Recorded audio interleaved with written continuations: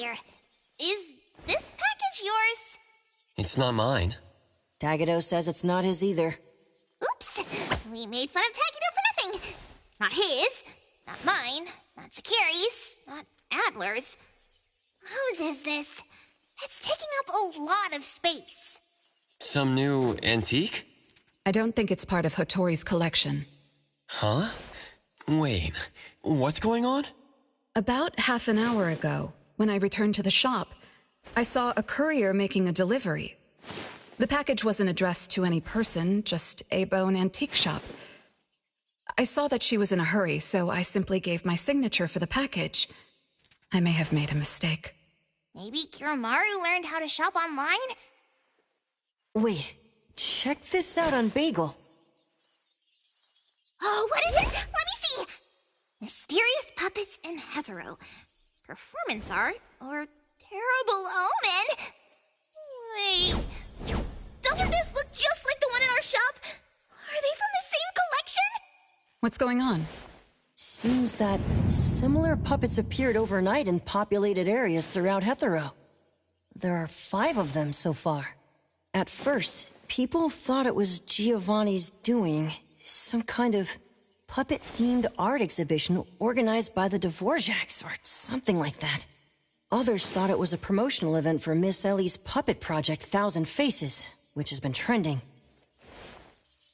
Until someone claimed it was the work of an anomaly that drains life out of humans to make puppets. That's when people started to take it seriously. OP claimed that one of his relatives was a victim, and if the anomaly isn't handled soon, Hetero will become a city of puppets. Is it really that bad? Mm-hmm. Anyway, people are afraid they'll be the next target, and more have been claiming that a certain puppet is someone they know, or even sharing close encounters with the anomaly. BAC has stepped in and urged citizens to exercise judgment, refrain from spreading rumors, and share relevant information to help the investigation. So, the one our shop received is the 6th puppet? Wait, was the puppet still human not long ago? Maybe it's better to get JTF involved. I'll contact the Bureau. Can't even chill this morning. Not all of us can skip beauty sleep and still be beautiful like that woman.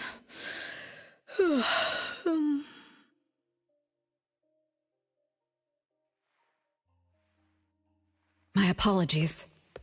It's not your fault, it's someone else. Forget it. So who brought this thing? Take it away, dump it, I don't care. Don't let it mess with the shop's feng shui. We got you covered, boss! JTF will be right here! I don't see you getting excited about bringing customers over, and you're bringing JTF to the shop? You kids better not have stirred up trouble again. Here's what happened. In any case, we'd like you to come to BAC to assist with our investigation. We'll have to leave the shop for a while. What do you think, Hotori? Well, the business of the BAC matters more than ours, so we'll comply. But the BAC will compensate for missed working hours for Precious, Daff, and me. Why am I included? Of course. The BAC will provide reasonable compensation for losses incurred from taking up your time. Boss, I want to come along too! There are no Misties to catch today! The shop isn't closing for the day. Someone needs to handle things until Adler gets back with groceries. Don't blow up the place while I'm gone. All right, you can count on us. Tagi-do, tagi-tagi. When you're back, make sure you fill me in. Okay. Yep.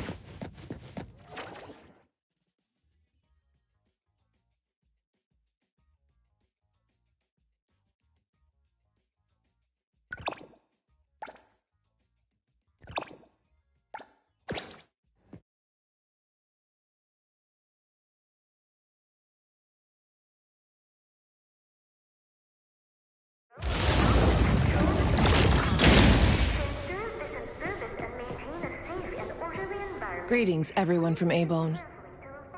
ETD-6 is taking over this case. I'll introduce you to the operation lead in a moment. If Nellie's handling the introductions personally, this must be quite the complicated case. Since there's already online unrest, we decided to assign a team specializing in anomaly crimes and meme anomalies. Anomaly crimes? Those refer to human criminal incidents that involve the exploitation of anomaly characteristics or espers. So the Bureau suspects that this isn't the work of anomalies alone. There are more and more divisions in the Enforcement Tactical Division nowadays. The puppet from A-Bone has been transferred to TempCon. Please follow me.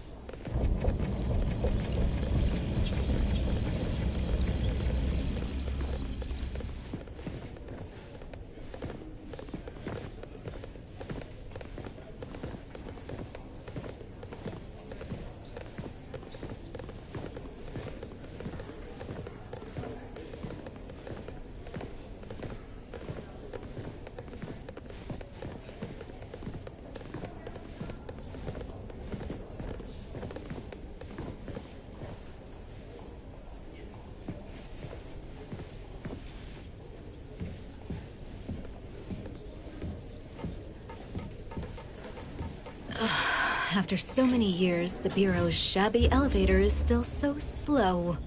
Why wouldn't Alphard spend her budget to upgrade it? She hired so many new employees. Indeed.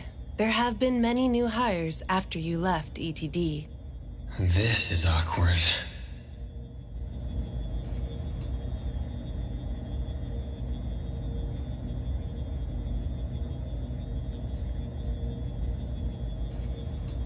Precious, Daff, see you later. Aren't you coming? I'd love to hang around and meet teams I've never seen before, but my dear Director Alphard needs me for some grown-up discussions. Is it about Abisu? Should I go with you?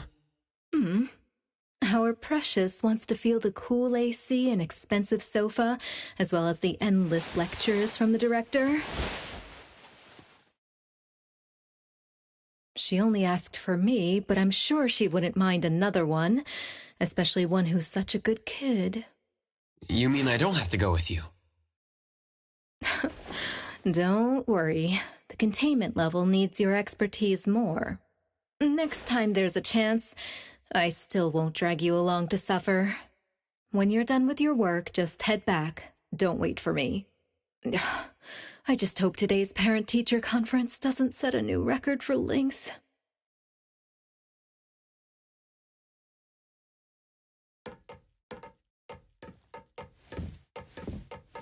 When I first came to the Bureau, Mint brought the anomaly to TempCon here, right? Yes. TempCon manages anomalies and derivatives that we don't fully comprehend. Depending on the situation, they'll either be nullified or transferred to the Seleno compound for long-term containment. We're about to directly contact anomaly derivatives of unknown properties. That said, your safety is guaranteed.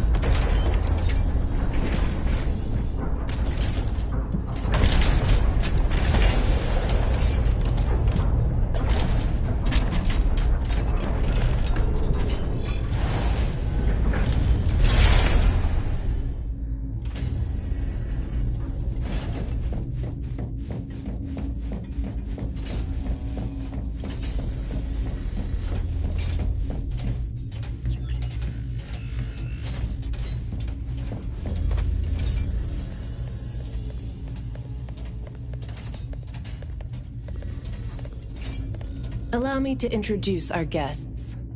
These are anomaly hunters from A-Bone Antique Shop, Daffodil, who witnessed the suspect in the puppetization case, and the appraiser, who has keen perception of anomalies. This is Chaos from ETD-6. Hi there. This is Lavinia, an operative from the Egosh Court. We'll be relying on the court's support for intel related to unknown anomalies.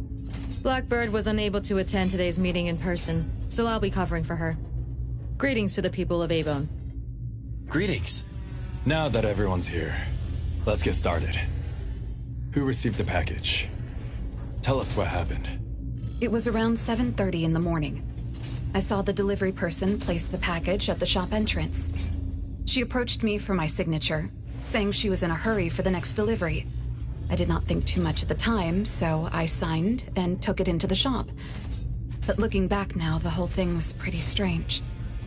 The package was marked fragile, and the delivery person told me to handle it carefully. But the packaging was flimsy. Do you remember what the delivery person looked like? A young woman, not particularly tall. Short hair, in a Cool Express uniform. I didn't get a good look at her face, since her baseball cap was in the way.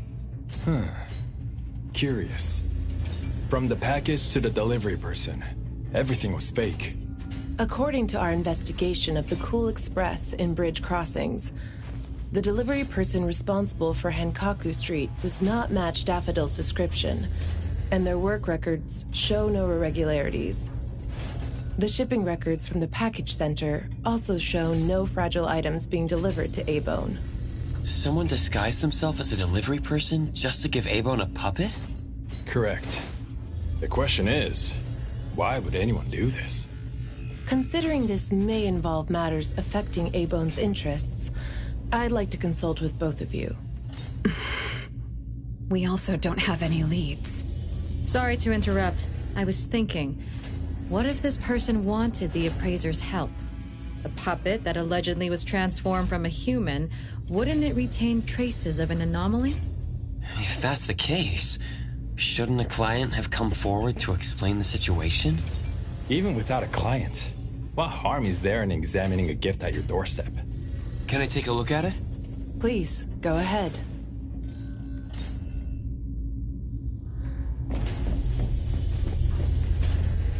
A puppet of a teenage boy who seems energetic. A puppet of a young woman with a gentle expression.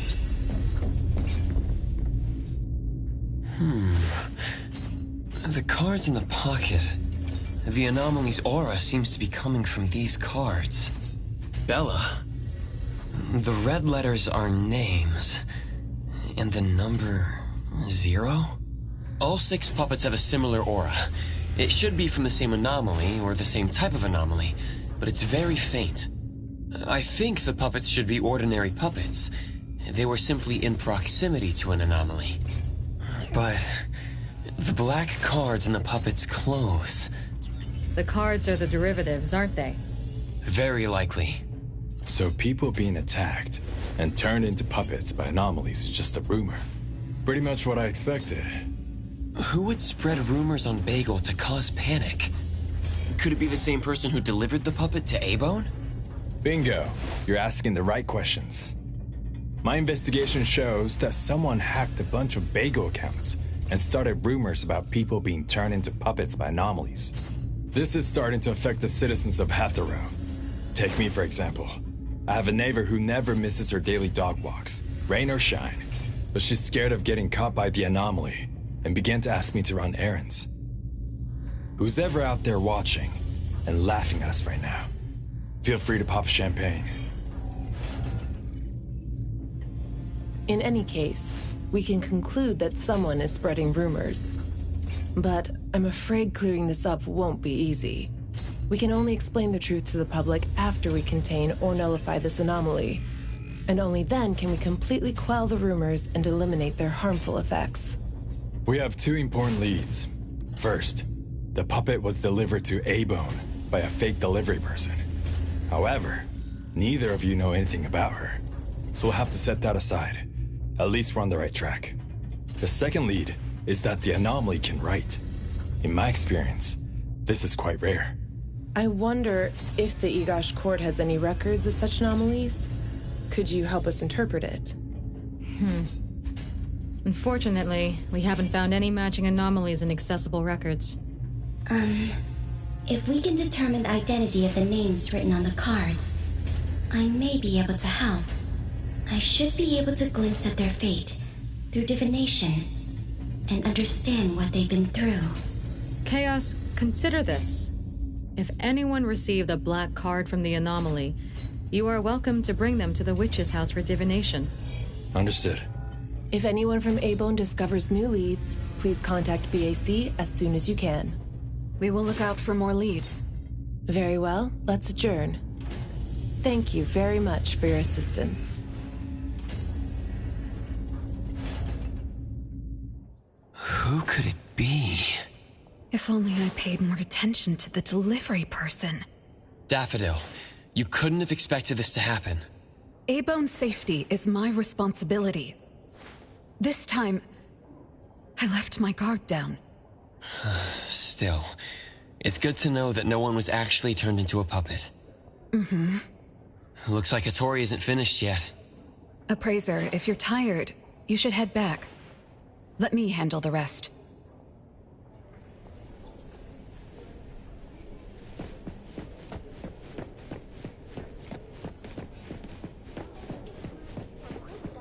Come on. Anomaly Investigation Commission. Proceed to the first floor Joint Task Force.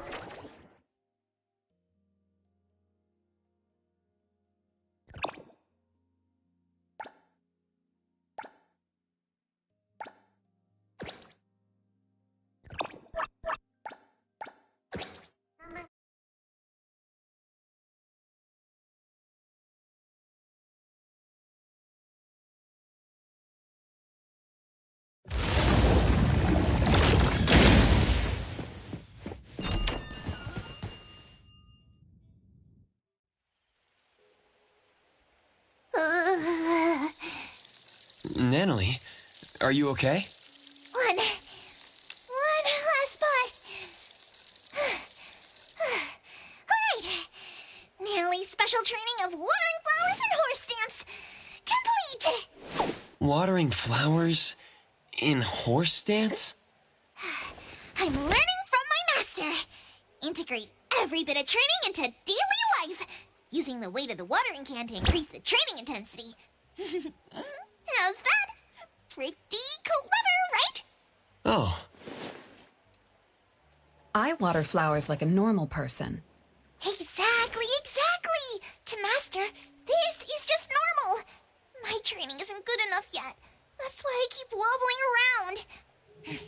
Just you wait and see how much I improve, master! Of course. Thanks to Daffodil and Natalie, the flowers and plants are looking better. I'll take care of pruning from here. Alright. Delicate work like that really is best left to the old man. Oh, by the way, how did that thing from yesterday turn out? Any updates? We couldn't get anything out of Cool Express. The manager even said that they're going to avoid hiring temps for a while. There goes one of my reliable side gigs. Colucci's funds are running low. Oh, why do you think they're sending puppets to our place in A-Bone? Could it be the anomaly is challenging the Colucci's? Was the puppet sent to deliver some kind of message? What message could that be? Like a coded message in Sin City Chronicles. This is some kind of hint. The hint is something that I, Beiji Daime, should definitely be able to figure out. If that's the case, shouldn't the recipient be you? Oh, you're right. Why does it only say A-Bone? Could it be that I, Natalie Colucci, am not famous enough? If it only says A-Bone, then who exactly is this hint for? Or could it be meant for all of us? We have a guest. Hello? Is this A-Bone? Are you anomaly hunters? Welcome to A-Bone. Yes.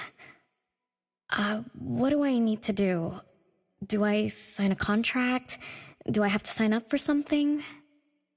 This must be your first time seeking help from anomaly hunters. Don't worry. Please, have a seat. These are A-Bone's finest anomaly hunters. Feel free to share with them any troubles you have. I'll make some tea for you. Please, wait a moment. Okay. Sorry, I don't know how this works. If you don't mind, let us ask you some questions. That way we can help you figure out what you need. Okay, leave it to me. So, have you encountered anything strange recently? What should I call you? Renee is good enough. I think. Alright, Renee. What do you do for work? How's your day-to-day? Did something weird suddenly mess up your routine? I'm a taxi driver. I start at 8 a.m. and finish at 8 p.m. For lunch, I grab something quick from a convenience store. After work, I go to Food First for a set meal. The weird thing is, for the past few days, every night at exactly 9 p.m., this strange guy in a cloak shows up and attacks me. Though he looks scary and hits me pretty hard, when his attacks land, I don't feel a thing. I just cover my head and let him attack me for about 10 minutes. Then he leaves. Well, I think he leaves. When I peek through my fingers, nobody was there. That's about it. Isn't this strange? He attacks you every day? Even if it's just a prank, that's messed up. Here's your tea. Thank you. Every night at exactly 9 o'clock? What kind of kink is that? Maybe it's like those guys from gangster movies who like to dress up scary to shake people down for money. They usually show up at the same time to establish an air of authority. Oh, I can't believe there's a lowlife like this on my turf! I'll have to talk some sense into him with my fists! But I don't remember owing anyone money. I did nothing to deserve harassment from this debt collector. He never says a word, just swings this huge scythe at me. It's terrifying. You don't feel any pain when he attacks. Could this be a hallucination? Or is this debt collecting some kind of anomaly activity? That makes perfect sense! Yes, it should be an anomaly, just like Fuka said. She told me to look for help at the A-Bone antique shop. Who's Fuka? She's my friend. Well, more like my food buddy. Fuka said, it's definitely an anomaly, and the anomaly hunters from A-Bone antique shop can help me. She recommended her shop? That's a first! Thanks to me, Natalie, the tiger of bridge crossings, Ichi-Daime of the Colucci family! Oh, I've made a name for ourselves. People are finally going out of their way to recommend us! Your friend knows what's going on. What else did she say? I'm not really sure. I just know that she said I should get your help as soon as possible. Are there any other strange things going on besides that? It's hard to say. I don't know. Sorry, I don't have a great memory. I only have vague impressions of most things. How about you go ask Fuka? She also saw the anomaly in the parking lot that day. I think. She seems rather scatterbrained. It'd be good to hear what others have to say. It's almost mealtime. Fuka should be at Food First. Shall we? What do you think, Appraiser? Master? This is our first commission of the day. We'll help figure this out and see if there's really an anomaly causing trouble. Let's not disappoint this very tasteful person who recommended us. Let's go take a look.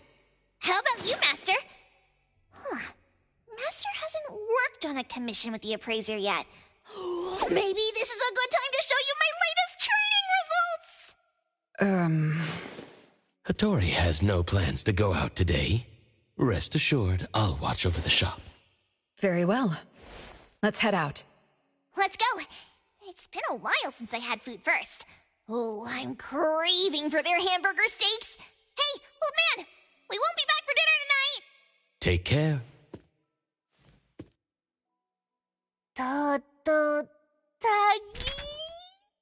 One of these books is an anomaly. You can tell by looking the book. Taki.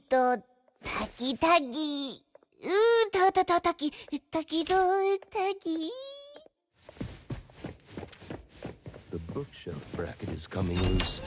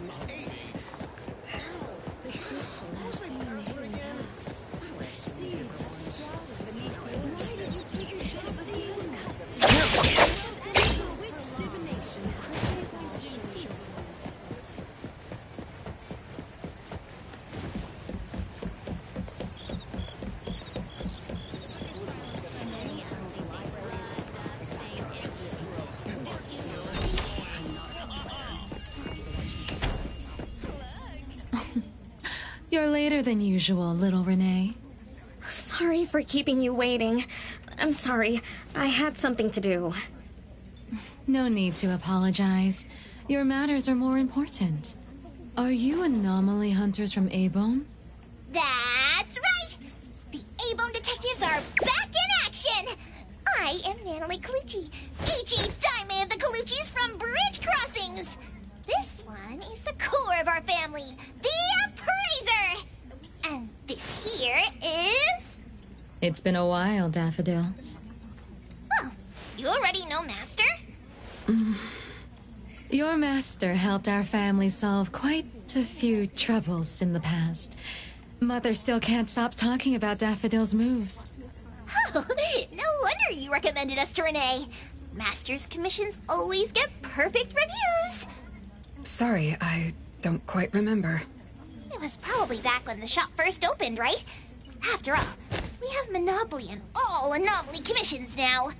Fuka, we'd like to ask about the strange thing happening to Renee. Can you tell us about it? Of course. Let's sit down and talk.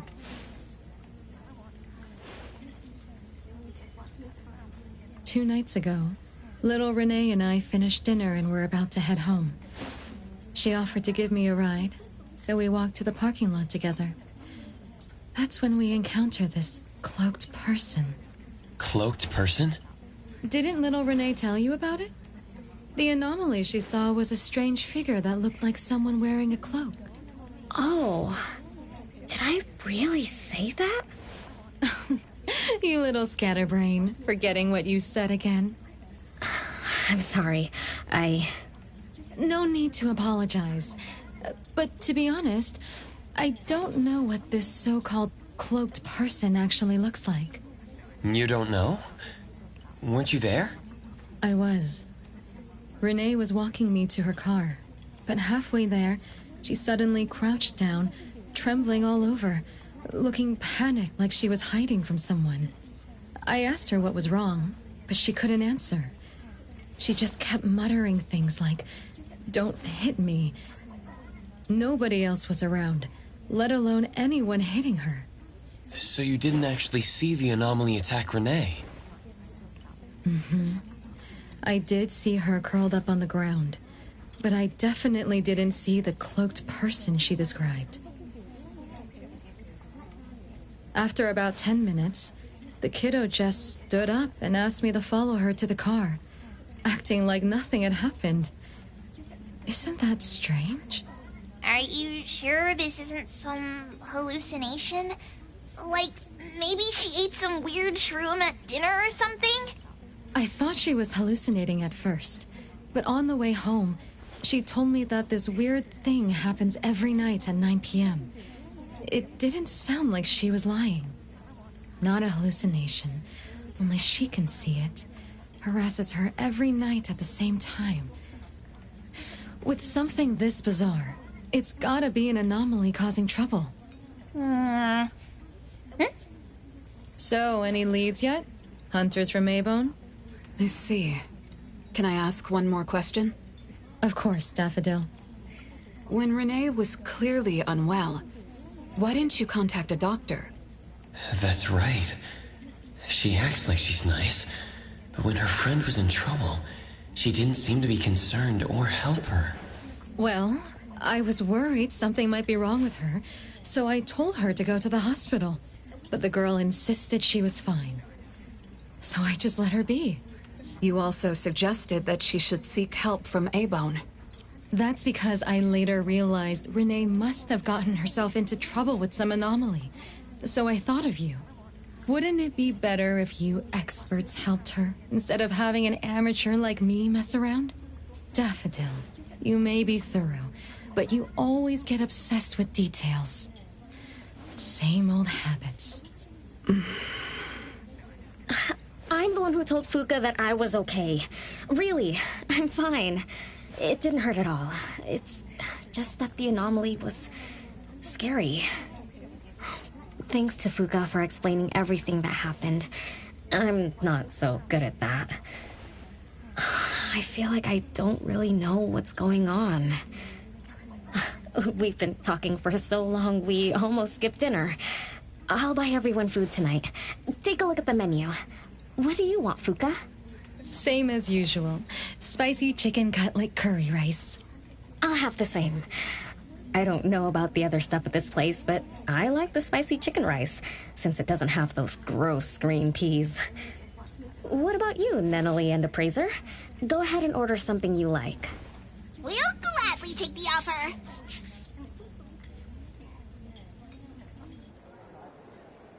It's 2 minutes before 9 o'clock. According to Renee, the anomaly will appear in the parking lot right on time. I wonder if we'll get to see that cloaked person show up to collect debts. From what Fuka said, not everyone can see it, right? Or maybe ordinary people can't see it? It might not be a weirdo in a cloak either. After all, she's a bit scatterbrained. She could have gotten it wrong. There are many anomaly hunters here to protect you today. No need to be afraid. Thank you. You always take care of me. Then I'll walk ahead. I'll show up soon. 1, 2, 3, 4, 5, 6. No, that's not right. 1, 2, 3, 4, 5, 6, 7, 8. Come on.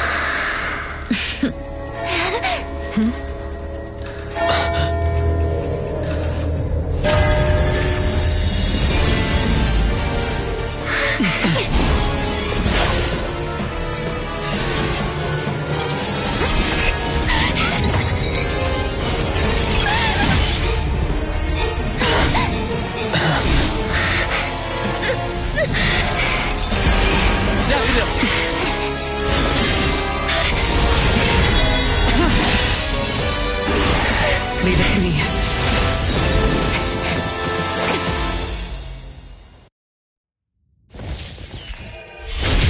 Yep.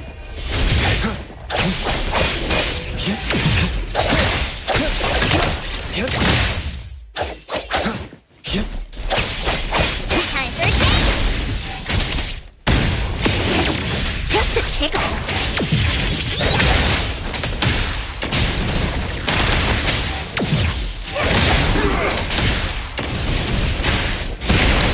Can't touch this!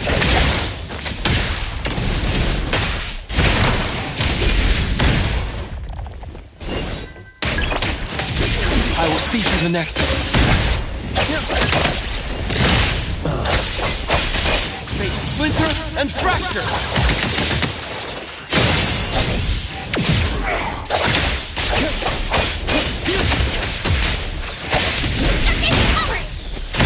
Take that! The city's mine!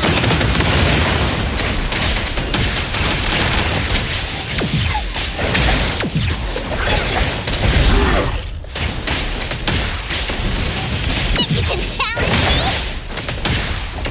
Nice work. Thousand eyes, awaken!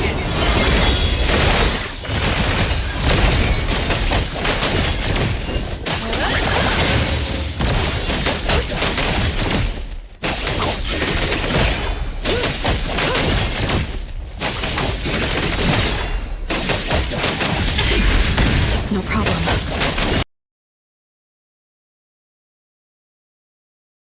By zero!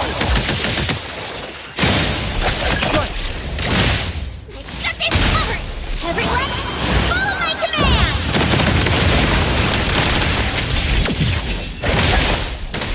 Trust me.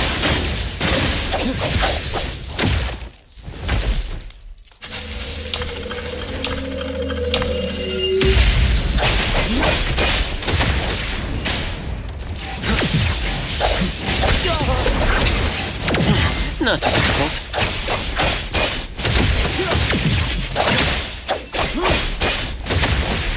Come on!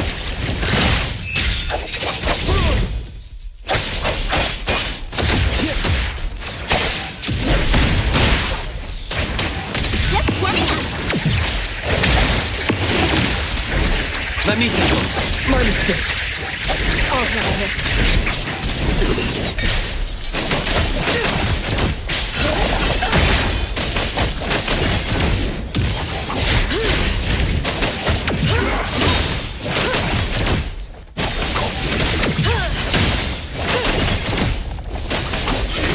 You don't know how to keep up. Nowhere to hide.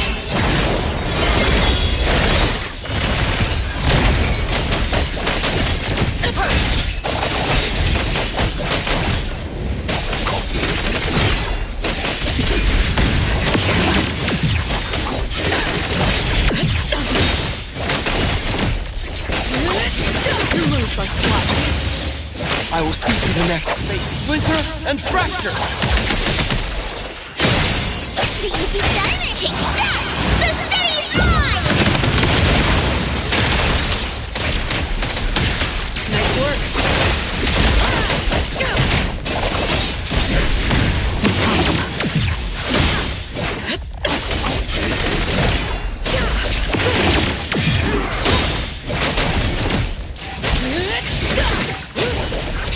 You don't know how to keep up.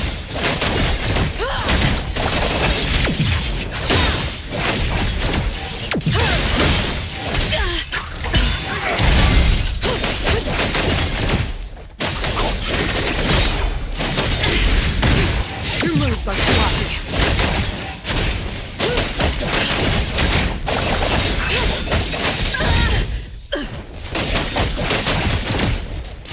Trust me.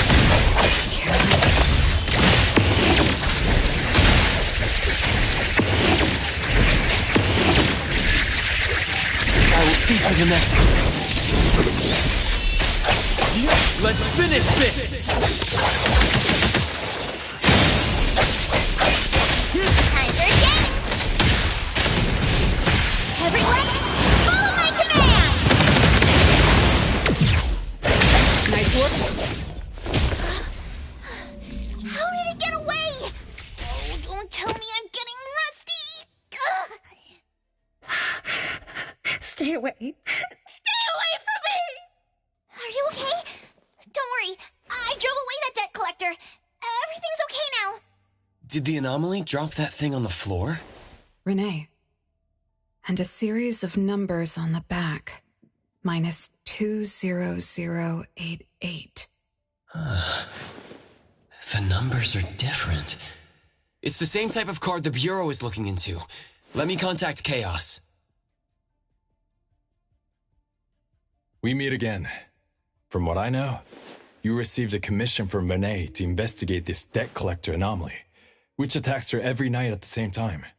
You fought, then the anomaly left behind the same cards from the puppetization case. So you encountered the same anomaly I'm after. Could someone have schemed all these encounters just to involve you?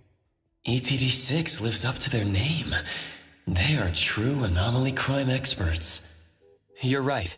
This doesn't seem to be coincidence. We still don't know who's the mastermind or why they're doing this, but we may have already met her. Fuka, the friend who recommended us to Renee.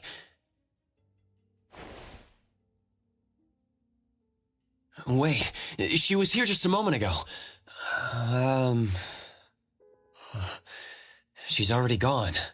What did she say? She recommended A-Bone because Daffodil had handled her mother's commission before, which left an impression. Daffodil. Daffodil. So it's Daffodil again. Interesting. Thanks for the information. We should make a trip to the witch's house. Good thing it's not too late. So I'll ask the Blackbird and her team to work some overtime. Aren't you coming with us? Of course.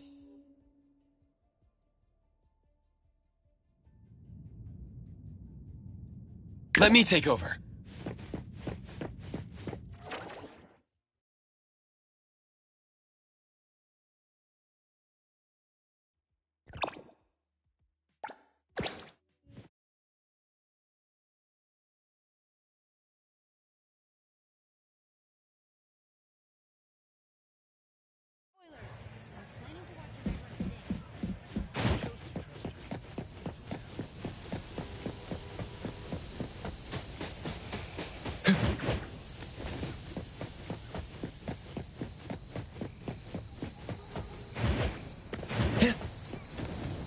The wind's just right.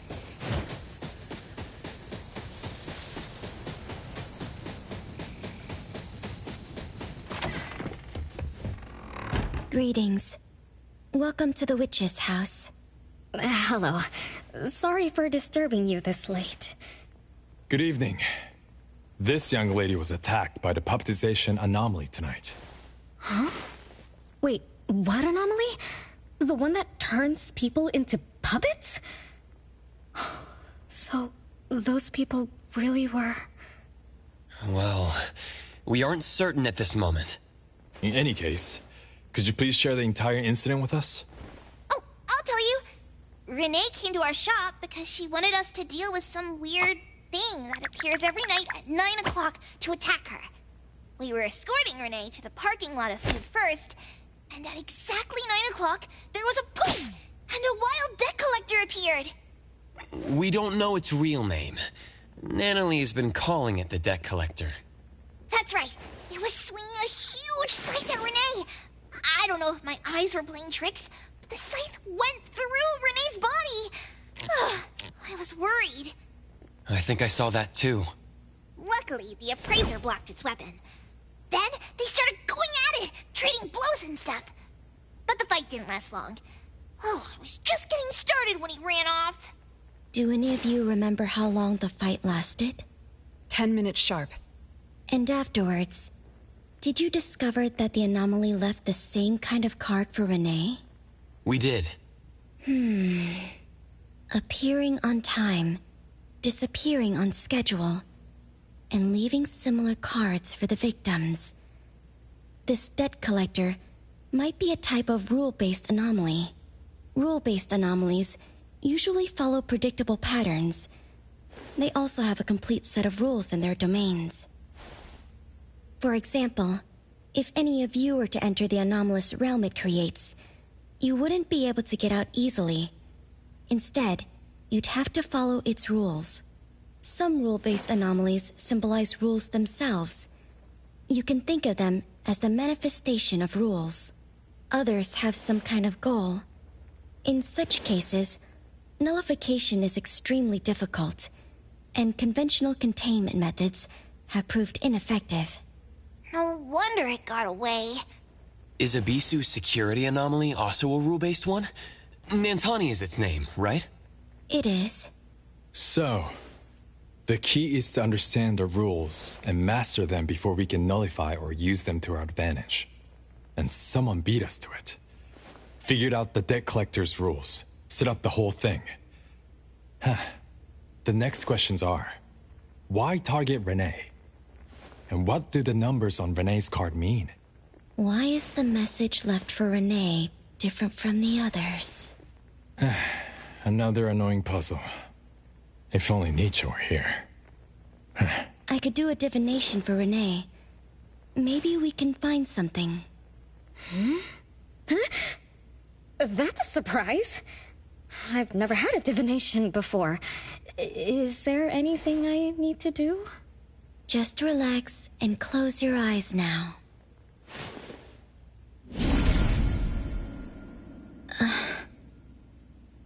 Oh, lost child of fate. Your tomorrow is trapped in blankness. Wait. What? What trap? What blankness? I thought divination is about tomorrow being lucky or a sunny day. Oh. Your fate is rather unusual. I'm afraid I can't give you further interpretations. But I once performed a divination for another woman with the same result.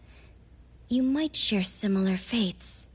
Her name was Dolores, head of the Constantine family. She was tired of her life, saying she was never truly alive. Yesterday, today, tomorrow, each day was equally empty and void of meaning. I think that was because she lived for far too long. Uh-huh. She lived for a very, very long time? They say that Lady Dolores is an immortal with eternal youth. That she made a deal with the devil for unlimited lifespan at a huge price. However, eternal life can be a curse, and the Constantine family met their demise decades ago. That was when most people didn't know about anomalies. People simply believed in curses. From what we know now, she was either a long-lived Esper, or she made a contract with an anomaly. Lady Dolores told me that she is one without heart, which is the truth about the curse of immortality. No heart, no bonds, no attachments. Alone, her memories of the past grew dim through the years. Neither does she pay attention to anything happening around her. All she had was a numb void, but she still yearned for lasting companionship and loyalty. So she sought divination from me to find a way to change things. Perhaps because her future extended indefinitely, with no end in sight. All I could see was blankness. Were you able to help her make a change? If I remember correctly, I told her, if you want something, you must first give. I'm not sure if this helped her, but I remember her face when she left. She seemed more at ease. Both that lady's divination and mine resulted in blankness. Maybe that advice applies to me too? It's just a reference. You could see it as a fun story. It's enlightening, but it doesn't help much with the issue at hand. It's getting late. Let's call it a night. Thanks for all your help. Miss, let me escort you home. Okay. Thank you, Chaos. Blackbird, thank you for your time. We'll head back now.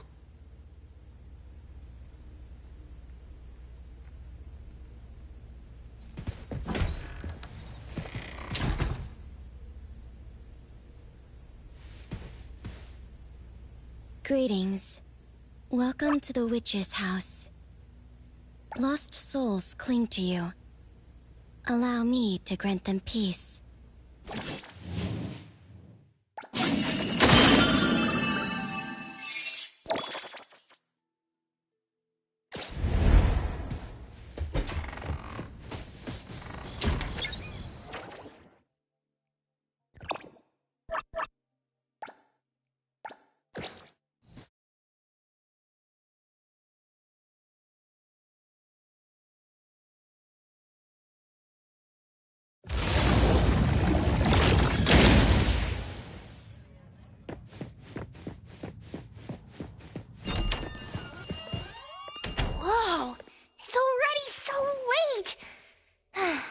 Today was a lot of work without a lot of results, huh?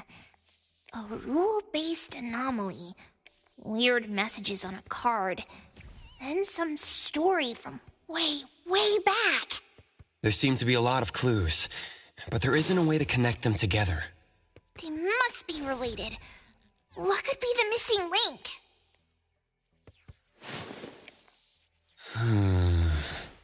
Let's call it a night. It's getting late. You two should get some rest. Oh, man. After running around so much today, getting home, relaxing for a bit, and now that Master mentions it, sleepiness just hits you like a truck. Good night, Master. Good night, Appraiser. Good night, everyone. I apologize, but bedtime is going to have to wait. Is there an emergency? The debt collector left me another message. I found this in Renee's mailbox. Isn't this the card from last night? That anomaly is back again? Appraiser, take a look at this. Renee's name and an address? It looks like an ordinary card. Did someone try to copy the card's style? They need to have seen the original to make such a convincing copy. That narrows down our suspects. You mean Fuka, who witnessed our battle with the debt collector last night? And the person who delivered the puppet. Don't you think they're working together? They sent Renee a formal invitation and are waiting for us at the old Constantine family estate. That address belongs to the now defunct Constantine family. Huh? Renee, are you somehow connected to the Constantine family? I knew last night's story was different. I don't know. I don't remember. I'm just a taxi driver who's always been alone. How could I be connected to some strange family? Oh, I'm sorry. I'm not helping. All right. We just have to find someone who has an answer. Let's go. Wait, don't go yet. This is A-Bone's commission. Daffodil must come along. Others can join us too. I don't have stupid rules about not getting others involved. Master, the Appraiser, and Natalie Calucci. The mystery of the debt collector is about to be revealed! Hi. How may I help you?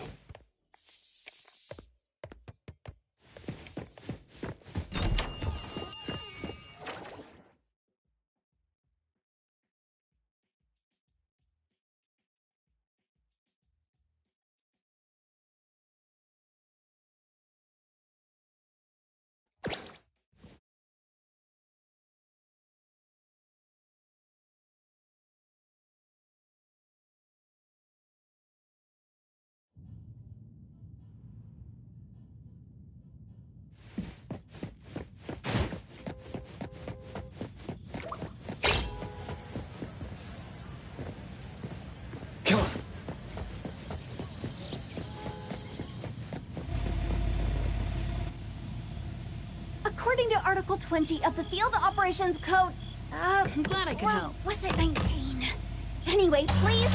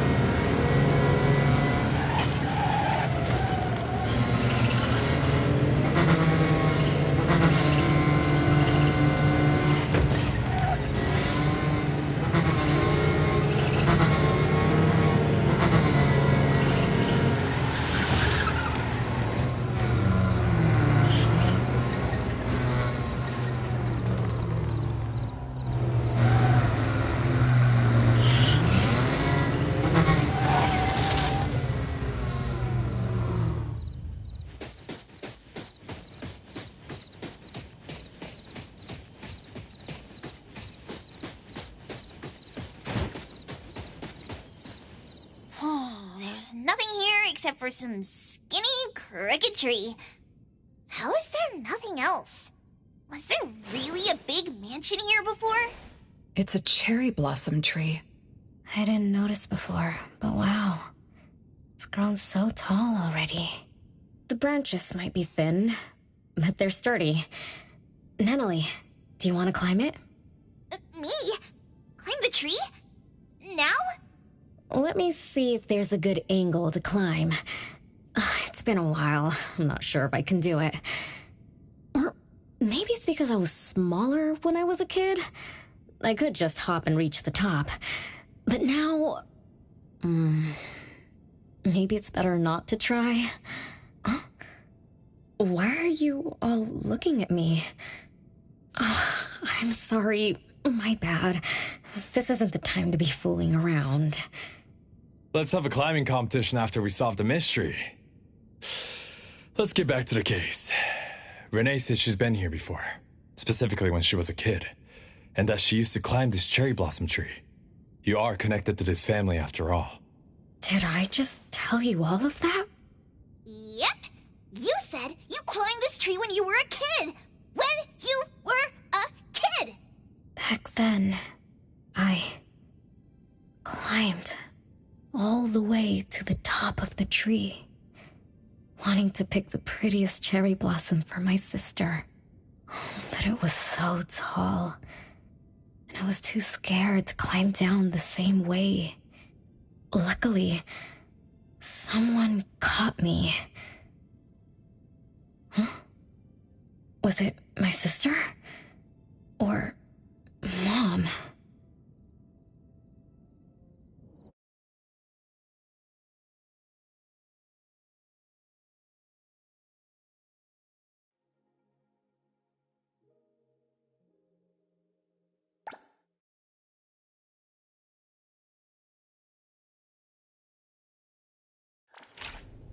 Ow! That hurts! Renee, are you okay? My head hurts. But my limbs are where they should be. What about you, Appraiser? I'm okay too. Where are we? What just happened? I'm not sure, but it looks like we're in an anomalous realm. You remembered climbing the cherry blossom tree as a child.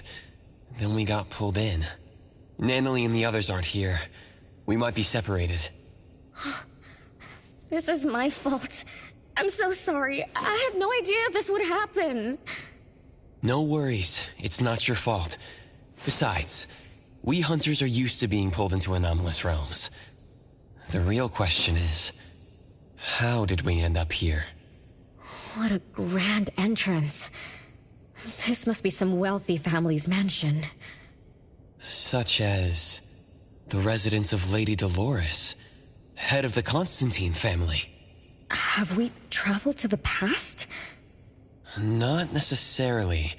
Maybe the anomalous realm is simply recreating scenes from the past. Do you recall anything else from when you were a kid? Anything helps. I can't. Oh, my brain is still foggy. But I can feel this.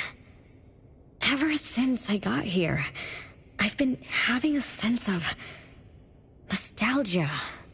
You must be somehow connected to the family. Whoever brought us here knows that. But didn't the Constantines disappear decades ago? That doesn't match up with my age. You're right. What you just remembered was from when you were little. If you can remember more, maybe we can get closer to the truth. I'll do my best. But how do I do that? Let's look around.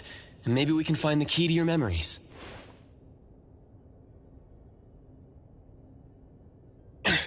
Strange. It won't budge. I'm feeling rather shut out. Is this really a door? It feels so strange. Maybe it needs to be opened from the other side? Maybe. Let's check over there.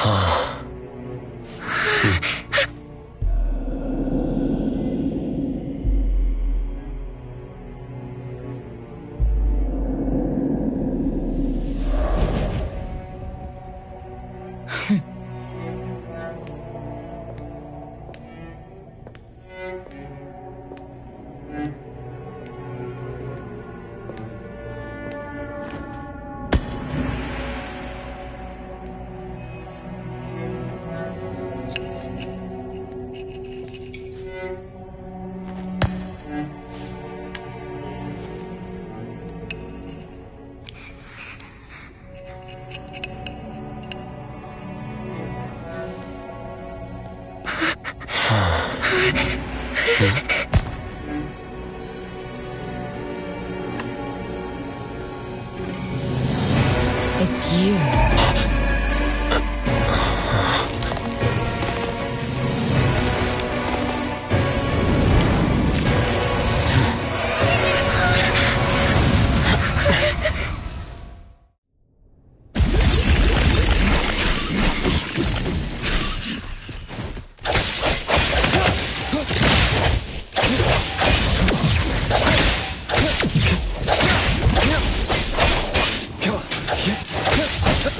Be careful. Feeling good.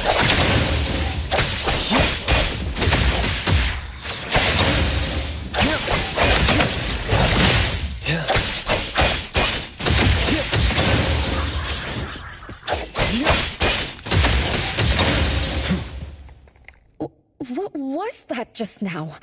Something from the past? A family sitting around the table getting ready for a meal. Is this space replaying events from the past? How strange. It's like watching a movie. That's called a reenactment of the past. But did I just upset them? They don't seem too happy to see me. Don't worry about that. Anything can happen in an anomalous realm. In fact, hostile anomalies are rather common. Do you have memories of what we just saw? It somehow feels familiar. Especially with the person who lit the candle. But, I'm not sure. That lady... If she's from a memory, how could she make eye contact with us who were in the present? Am I just overthinking? 1 o'clock? It's 1 o'clock already? Bell chimes? When the debt collector appeared, it also sounded like this. Could this be related to the rules it follows? Let's go check the entrance hall. Oh, impressive! Classy! Great taste. That's how big families do it. If only the base of the Kalujis were as fancy as this. Well, we could definitely do without the... They're already went ahead of us? Let's go in to investigate. It's best if we regroup as soon as possible. Whoa, this door is so ancient. It's not going to fall apart if I push it, right? An old, ruined mansion that suddenly appeared, long neglected and unmaintained. Could this be how the Constantine family mansion looks now? The desolation we just saw could be an illusion to hide this place. That makes sense. And then Renee dispelled the illusion. She must be part of this family. In other words, the master of the family returns. An old mansion abandoned for decades. I better be careful. I won't be able to pay for damages if I break anything historical. Yeah, we're inside an anomalous realm. Be careful. Alright then, let's be gentle. Hello there?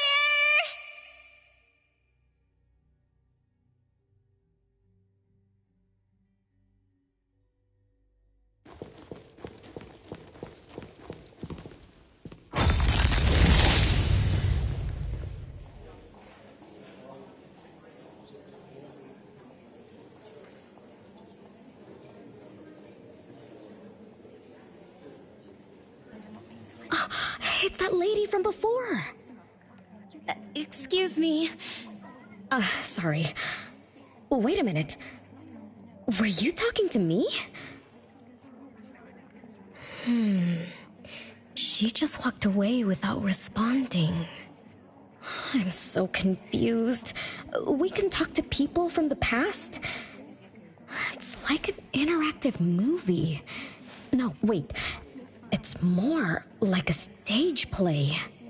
Maybe we're also on the stage. Are we the audience? Or are we unwitting participants? Let's just say we're on the right track. You could try talking to the one who just lit the candle. Ask about how things are going. That lady. Oh, there she is. We'll have to squeeze through the crowd. It's going to be tough. Why are there so many people here? Are they having a banquet, salon, or something like that? Before I talk to that lady, should we talk to the other guests first? We can figure out what's going on in this mansion. That's a lot of people, though. When I drive a taxi, I don't need to speak to more than 2 or 3 passengers. No need to push yourself. Want me to handle this instead? Appraiser, you've done a lot for me. I have to step up. Besides, this is the first time I want to figure things out. These are probably things I never should have forgotten.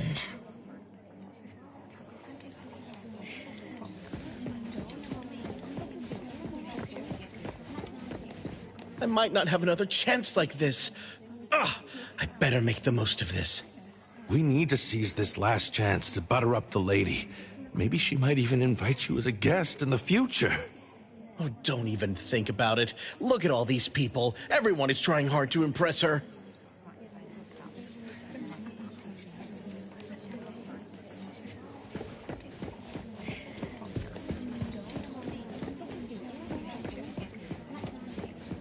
Which family does that young girl with the white hair belong to? How come I've never seen her before? That should be Bella, the eldest daughter of Lady Dolores. She is the organizer of this farewell banquet. Her daughter is already that grown up? She doesn't look that much older than her daughter. Shh, keep it down. You know that woman is cursed. What a shame. I was hoping to introduce my brother to Bella.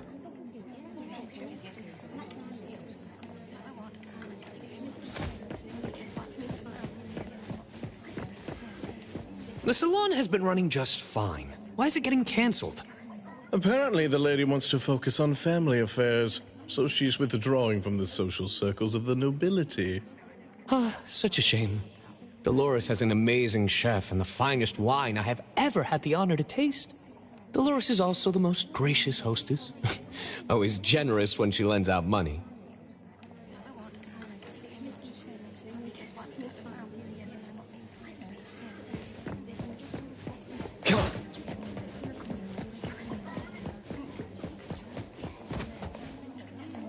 That woman is finally stepping down from the stage.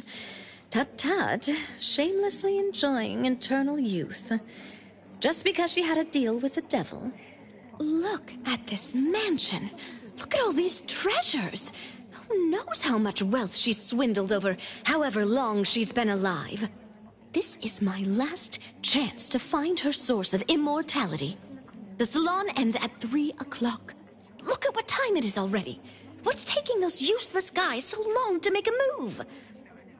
Told you, those so-called exorcists you hired are nothing but frauds.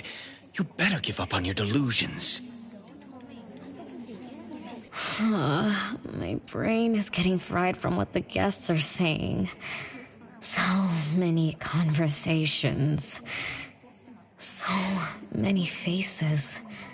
So many names. Let me think. Bella. That sounds familiar. Very familiar. Extremely familiar.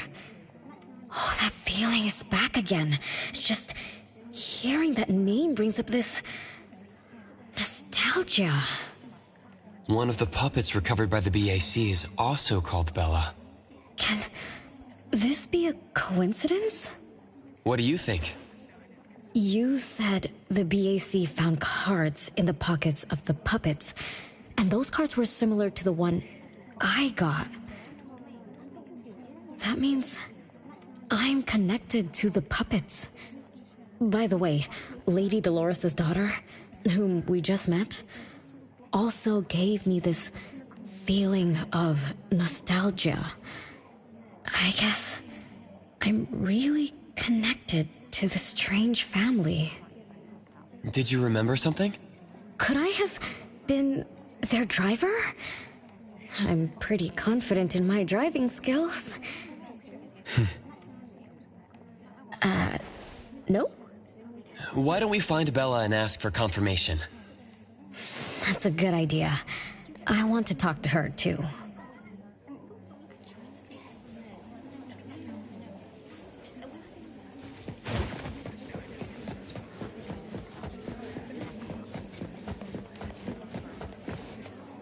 Renee, this isn't a place for kids.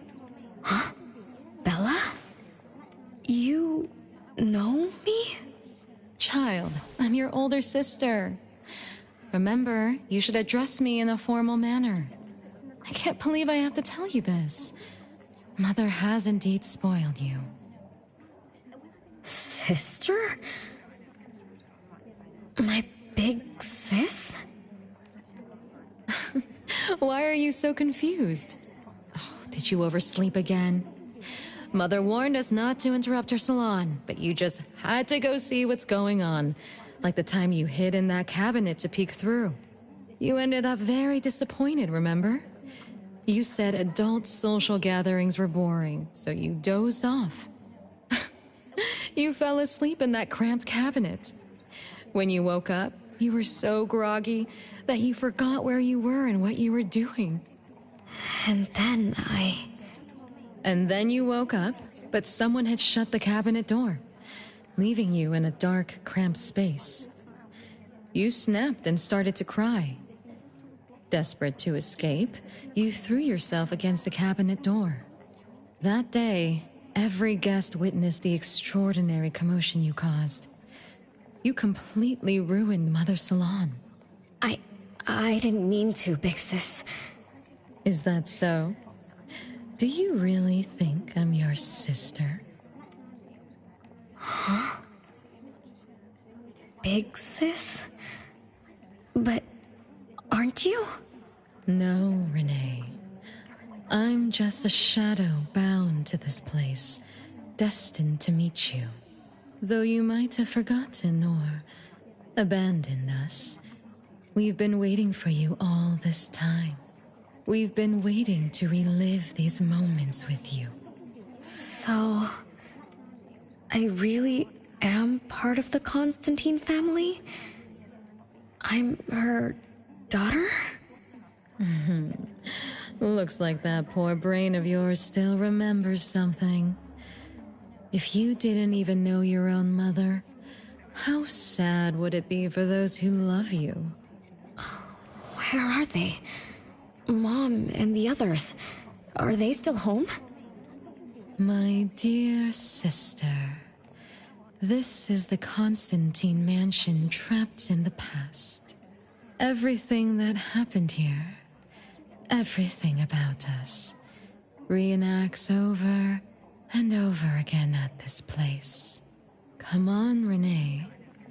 To return to the past, you must reclaim the choices of your past, including all your mistakes. If you're not Renee's older sister, then who are you? Shouldn't you ask her why I appear as Bella? The answer has always been in her heart. I don't understand.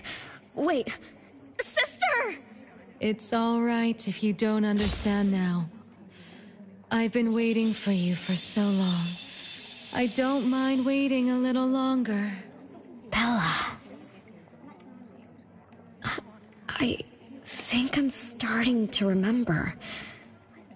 She was the sister who caught me when I fell from the tree. She's been here all along, waiting for me to come home. And why is the puppet also called Bella? I don't think the Bella we met is a real person. Remember how this is an anomalous realm? So she's my sister from the past. Though, I don't understand everything she said. That's what she meant, right?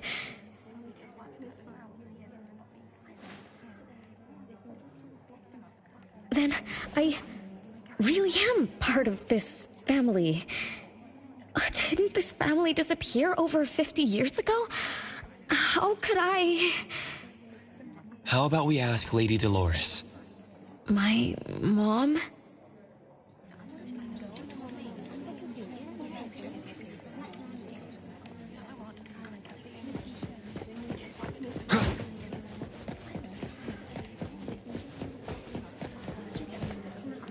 Hello, can I pass through?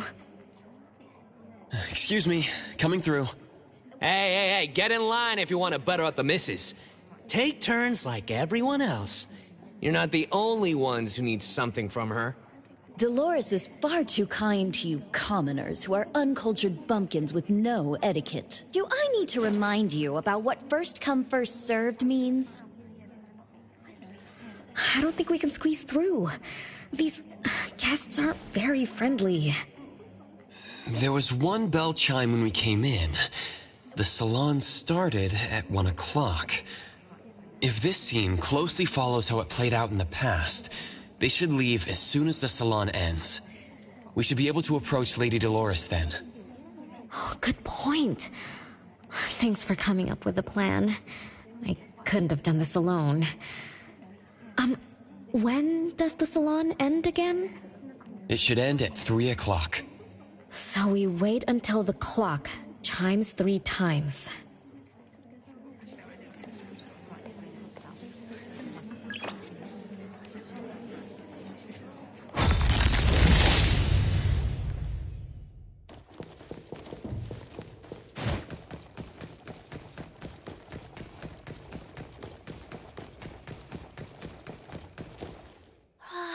What a beautiful clock!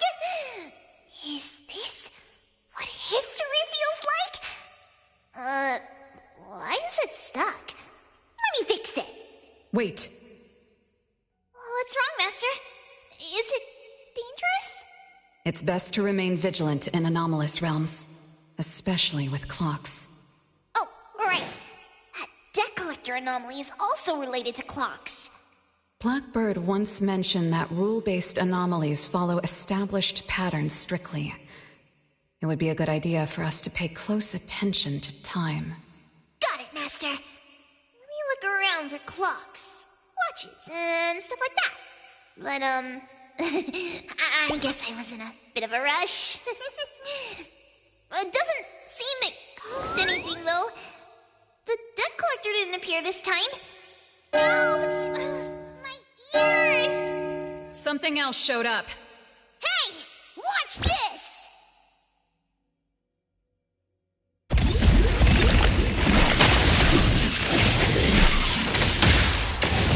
Just a tickle. Just warming up.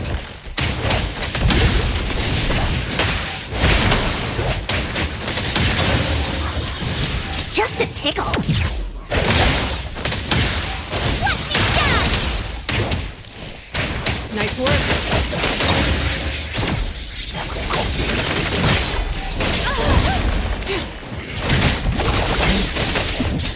I got careless.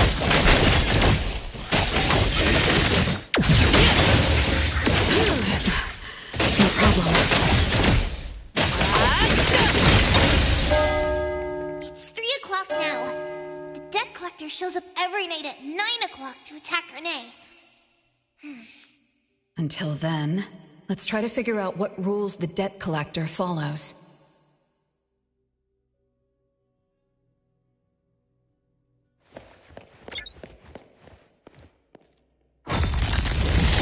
Oh, it's 3 o'clock already.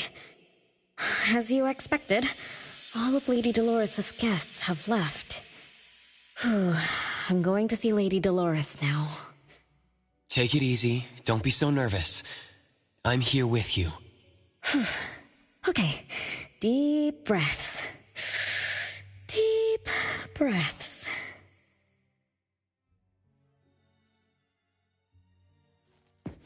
Come on.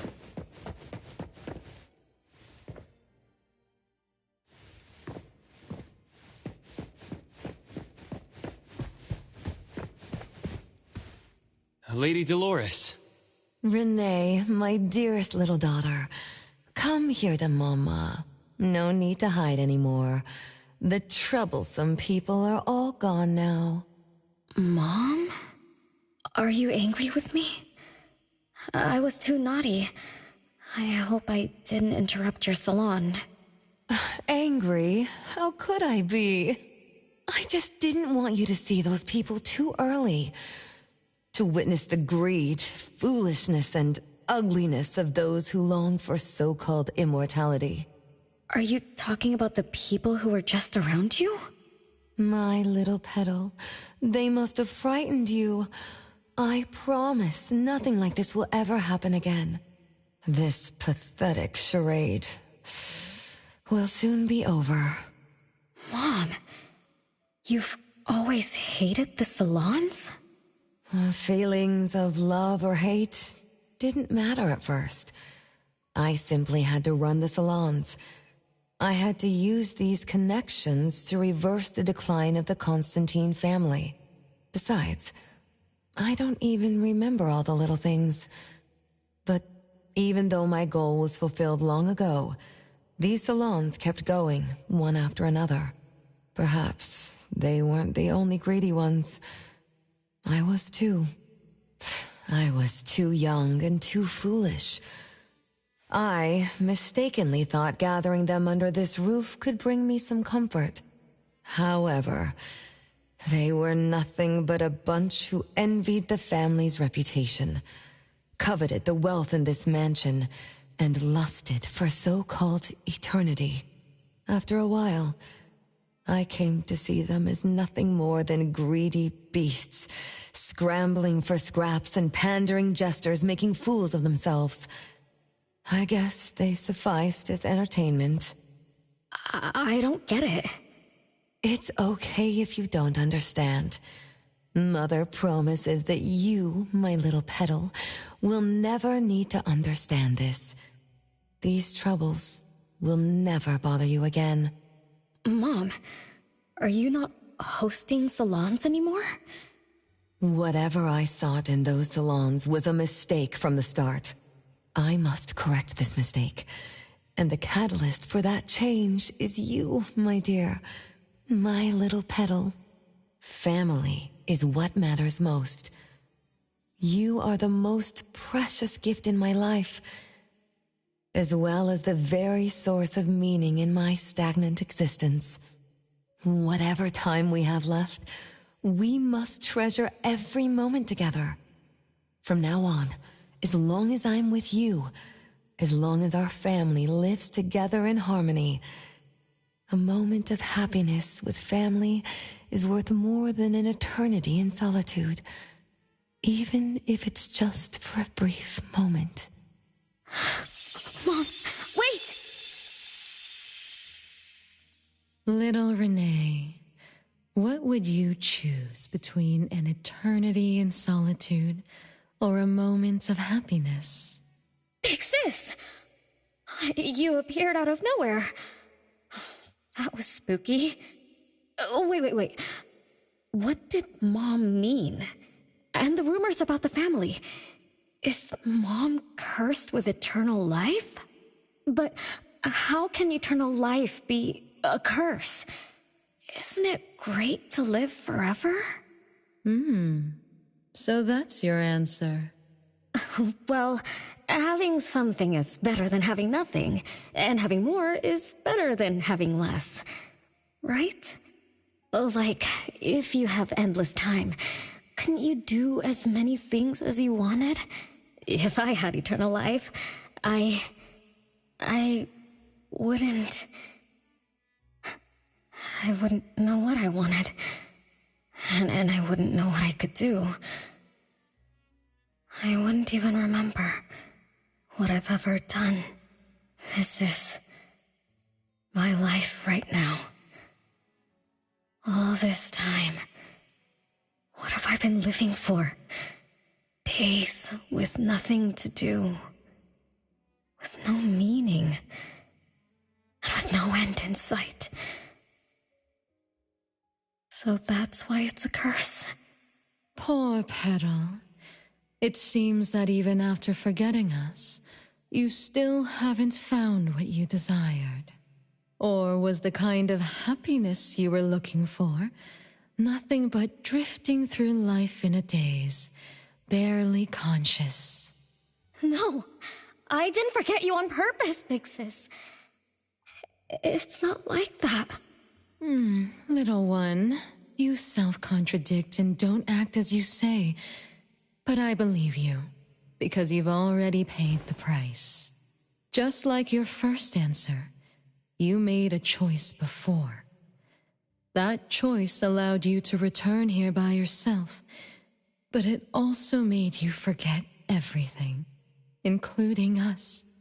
You're saying Renee chose eternal life, like Lady Dolores. What do you mean? Me? Eternal life? No way. Did I? But what about you, Big Sis? Mom? Are you all alive? At least you weren't made into puppets. Thank goodness. Renee, you basically forgot everything about us. Mother, the one who gave us life, loved you so much. She used a picture of you as her bookmark. When she read before bedtime, her gaze would always drift towards your smiling face. Every little thing about you, your quirks, your habits, your childish nonsense, she remembered it all.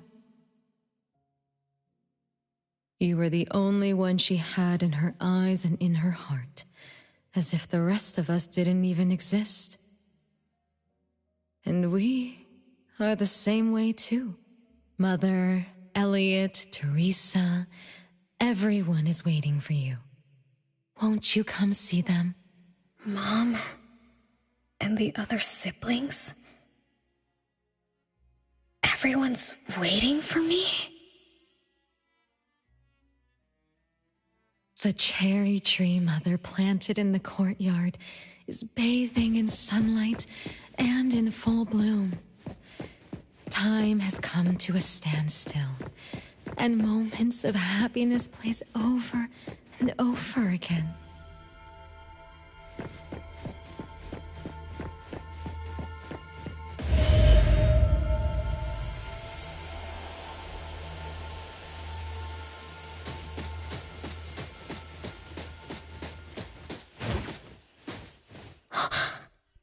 It's the same tree from before. The cherry blossoms. They're so pretty. Back then, when I was looking up at this tree, I suddenly wanted to pick the most beautiful branch for Big Sis. I thought she'd definitely look pretty with cherry blossoms in her hair. So I reached for that branch as far as I could. But I lost my grip and fell from the tree. Then... oh, what happened after that?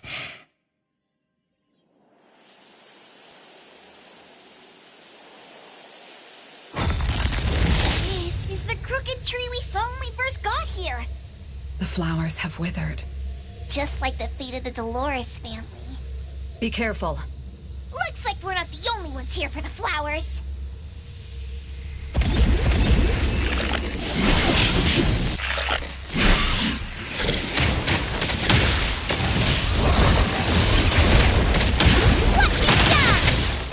Nice work.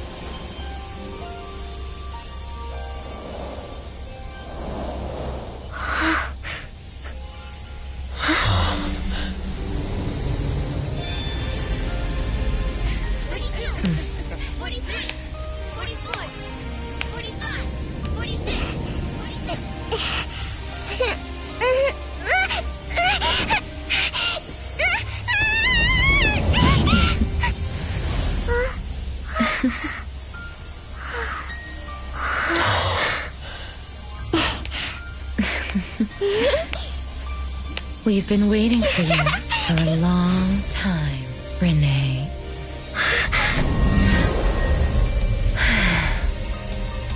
Do you remember the reason we were born? And the purpose we must serve?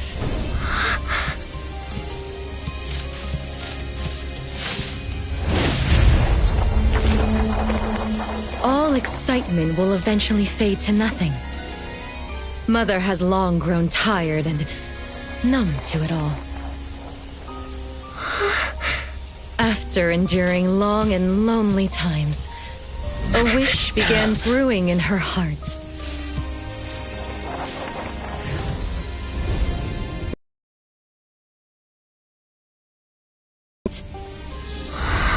And came to her side. We swore with our very existence that Mother would never be alone again. Surrounded by her children, Mother found the companionship and happiness she had longed for. But she didn't stop. She kept yearning for more. Because we weren't able to satisfy Mother's deepest wishes in her heart. However, our Mother's wish was never fulfilled. And that day will never come. The last child to wake up, the most beloved of all, brought nothing to Mother and this family but curses, betrayal, and destruction. And now, she's back.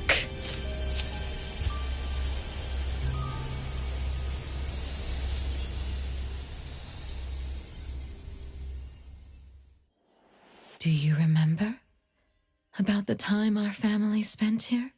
From the very beginning, we were just wooden puppets sleeping in Mother's box. We opened our eyes in response to her deepest wishes. We answered her calling from the depths of her heart. Teresa, Elliot, Yvette. One by one, the children woke up and gave everything they got to put a smile on Mother's face. Those names are the same as the puppets found by the Bureau. This was Mother's miracle. She gave life to the wooden bodies of her puppet children. All of us shared Mother's gift of eternity. In return, we brought her laughter and companionship. The happy times seemed to last forever. But Mother still felt lonely. She was still yearning for more. As long as Mother's wish remained unfulfilled, more children would continue to come to her side.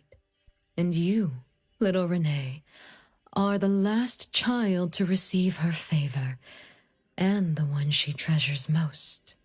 So, we used to be puppets.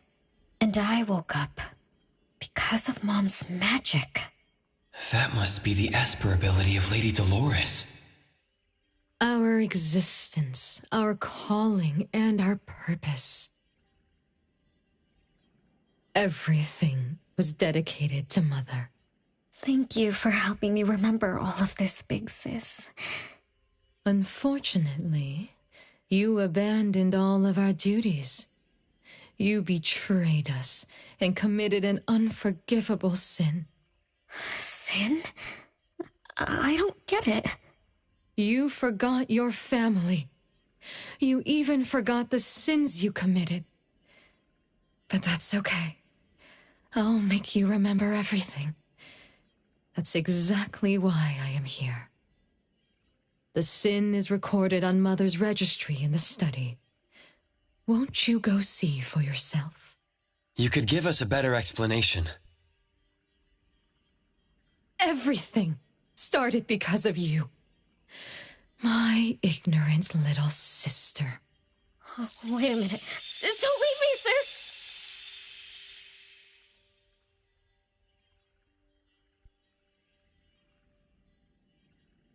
Renee, you're remembering something, right? Just like what Bella said. We're all puppets that woke up in response to Mom's wishes. We exist to keep Mom company. I remember many, many things now. I had tea with my siblings. We also played hide and seek at home.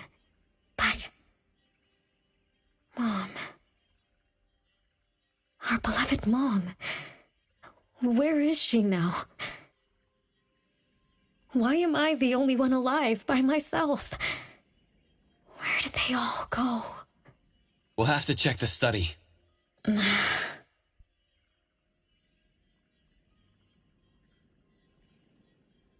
What's going on? I have no memory of that place, but I feel scared. There is something in the study.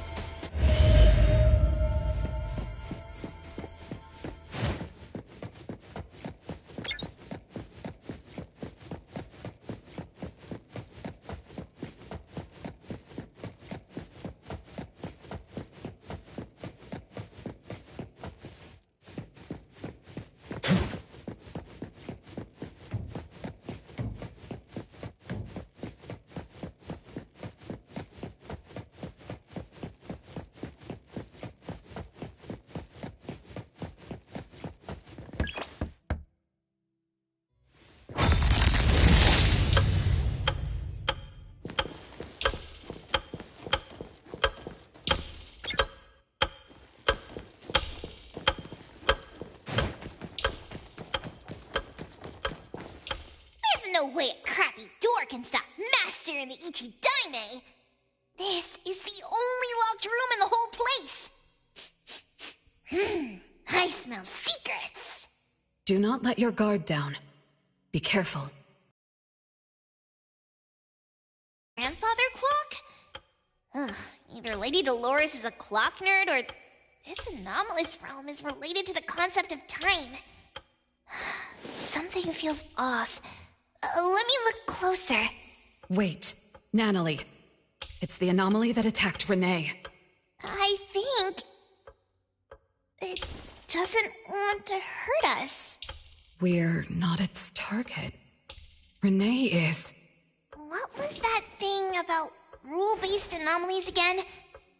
It follows rules. It only starts moving at exactly 9 o'clock, and its target is just Renee. You're right. Even if we attack it now, it'd likely be as futile as last night. If Blackbird is right, it only nullifies itself after completing its mission. It's getting closer to 9 o'clock. We need to find Renee as fast as we can. I don't know where everyone else is. I hope she's not alone. Let's search the area first.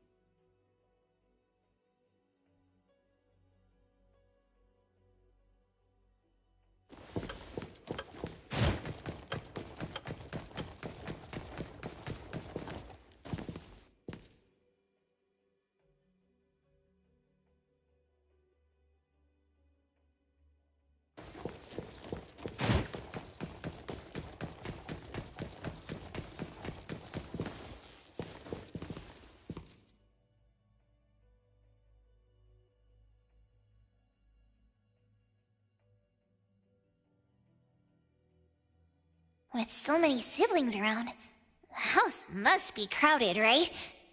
I wonder what it's like, playing and messing around with them every day. Master, do you have any siblings? Yes and no. I did once live in a garden with many sisters, but none of us were related by blood. Huh? If you're not related at all, why did you have to live together? Mother collected beautiful flowers as she saw fit. Of course, she was also a woman with no blood relation to any of us. That's so weird.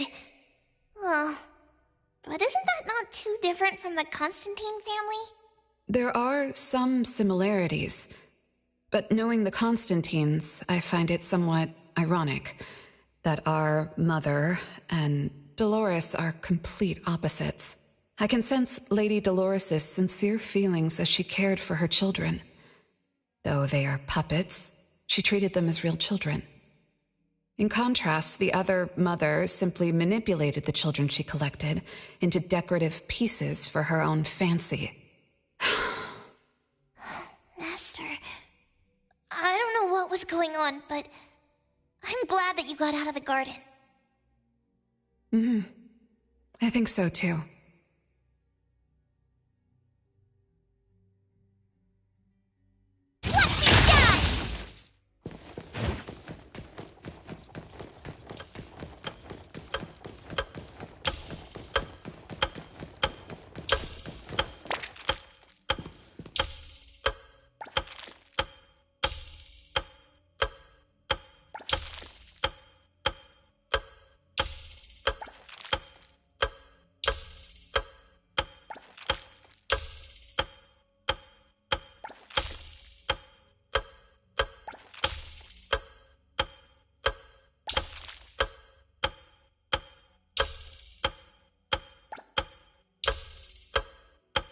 Chances are, Lady Dolores has met her demise. Only Renee's number is different. We won't let it turn into 0. The curse of eternal life, a fallen family, a blank tomorrow. Hints about time are all over the place. Could the numbers represent lifespan? Huh? Let's see. 20,000 days is roughly 50 years. Blackbird also said that the family was gone for about half a century. Wait, does this mean 50 years ago? Renee should have... Based on this line of thought, she should have withered along with the family. But for some reason, Renee still exists in this world. So as the days go by, she's just, racking up life debt? If the debt collector abides by the laws of nature, then I believe you're right. All creatures abide by the laws of nature. Birth, aging, sickness, and death. Those who defy them must pay a price. Even espers with near infinite lifespans pay a price when they gain their abilities. Renee, what price did you have to pay? Why did your life freeze 50 years ago instead of reach its end? The debt collector must be hunting you because the laws of nature require your removal. So the puppets at the Bureau, they were Renee's family? Removed by the debt collector? Master, what should we do? Renee's commission. A-Bone accepted the commission. There's no reason to break our contract. I'll do my best.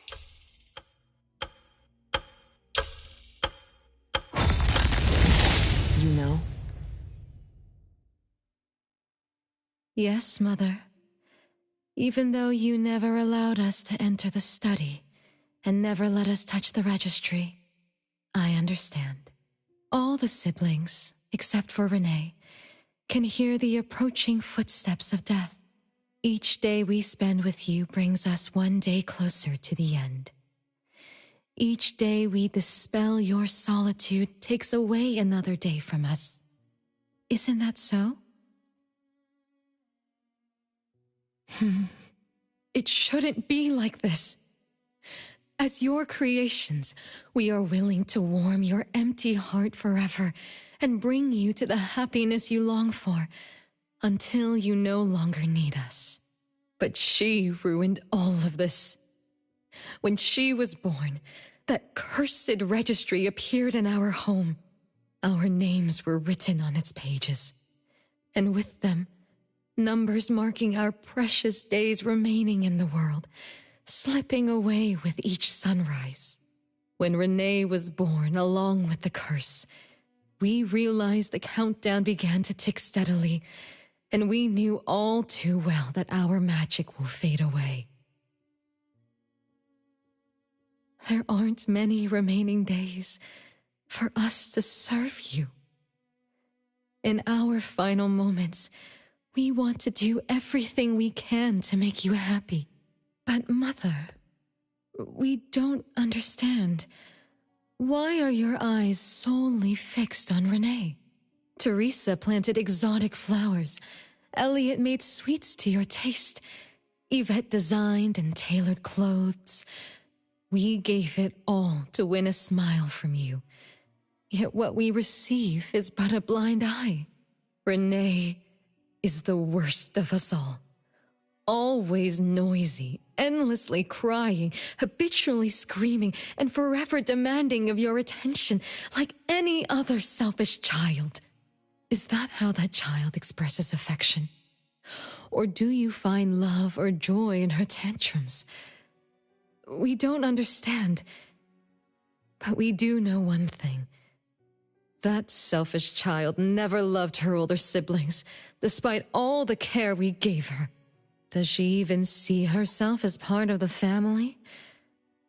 Or perhaps, being as cursed as she is, her only purpose is to destroy us.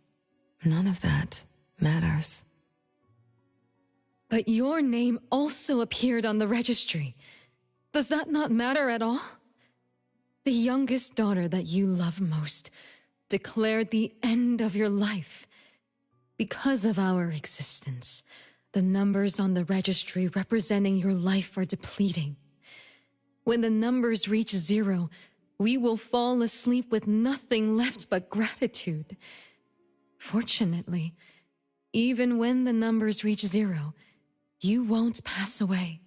You were long banished from this world by that thing. You have never lived in the present. Even when the clock of fate dictated your end, as long as that thing offers you protection, you exist beyond the laws of nature. Yesterdays, todays, and countless tomorrows are all but the present to you, as you were forever frozen at that moment that thing took effect. Beyond that point, time no longer works on you. In the endless nightmares she brought upon us, this is the only thing we are thankful for. The malicious curse will never harm you. But even so, I won't forgive that child. Ever. Bella, managing family affairs has drained you. I'm tired too. Doesn't someone need to spend time with that child later?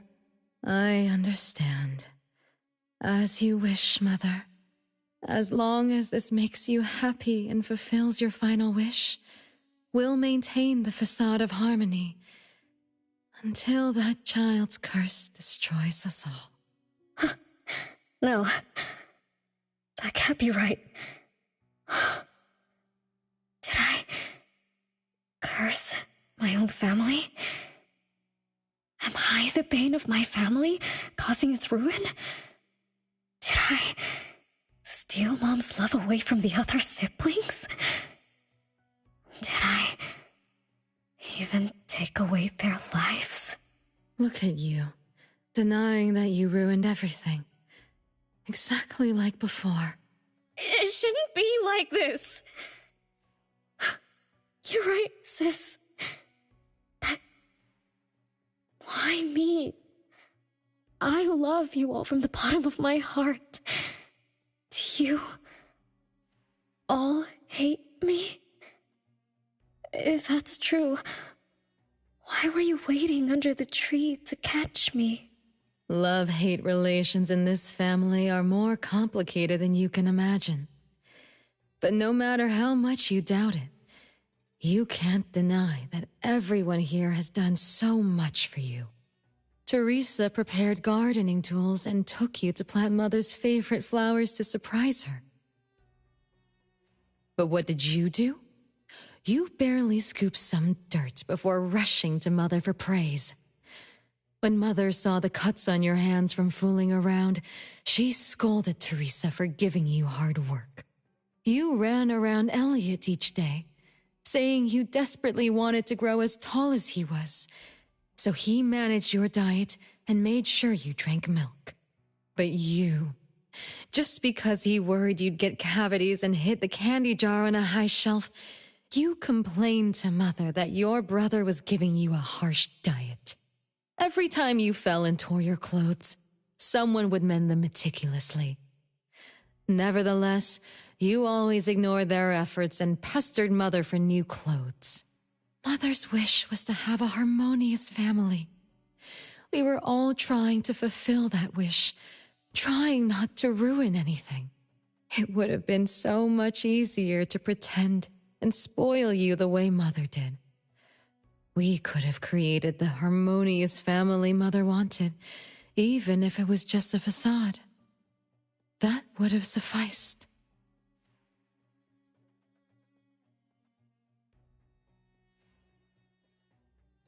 But we couldn't. Even after all your mistakes, we couldn't help but love you like real family. You were our most precious little girl. However, in the face of death, in the face of the curse you brought upon us, even the most sincere love wears out. From the moment you were born, we've been shrouded in the shadow of your curse. The most unforgivable thing is, Mother, she who brought us into the world, was the one to pay the ultimate price.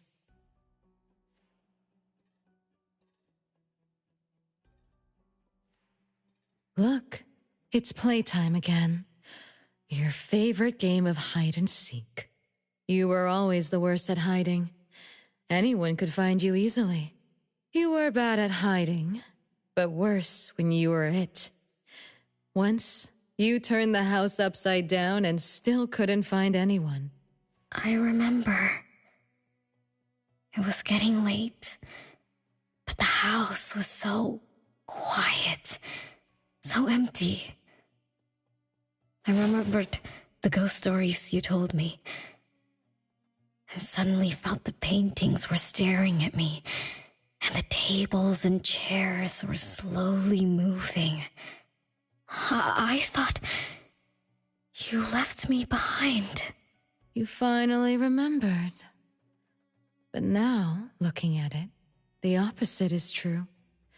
You're the one who abandoned us.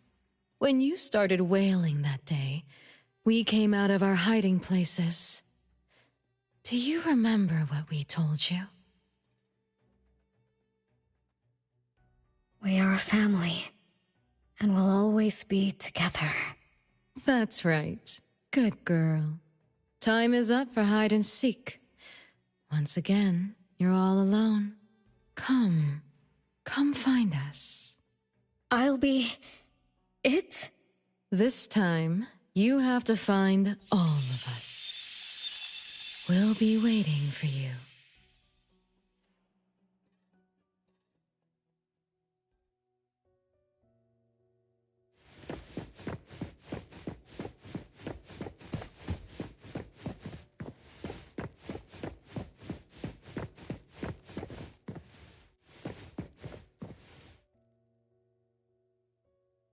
It's a gift from Mom to all of us.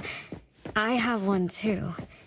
Though I carry it all the time, I've forgotten where it came from and what it means. Oh, it's so good to be back. I found you. I finally found you. My most important family. Huh? Red letters? It's strange. Mom doesn't like red. Why would something like this be on her clothes?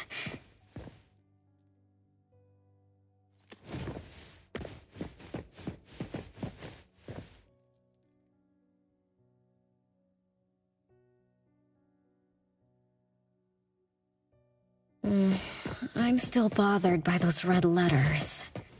Aren't they the first letters of names? If they are names, they do match with the voices we heard earlier. But that bright red, it's like a warning. I don't think Mom did this.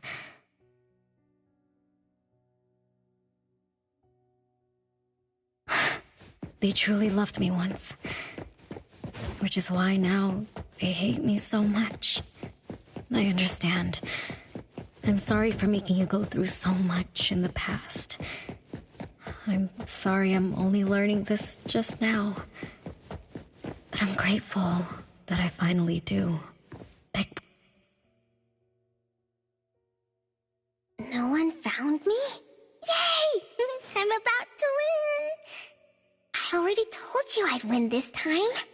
No one will think Renee is hiding here. It's Renee's secret hideout. What's that? Me? I thought we were it, so we can find my siblings. But why is my childhood self here? Back then, who was actually it? Was it Mom? Wait a second. Are we really seeing the past? I think so. I do remember something like that happened when I was a kid, but I only remembered part of it. What we saw should be the whole thing. Are you really sure this is the whole thing? At least, that really happened. Every small thing I remember confirms that they were real. So those words, all those hurtful words, they were real too. Is that right? Something doesn't add up. Please, follow me.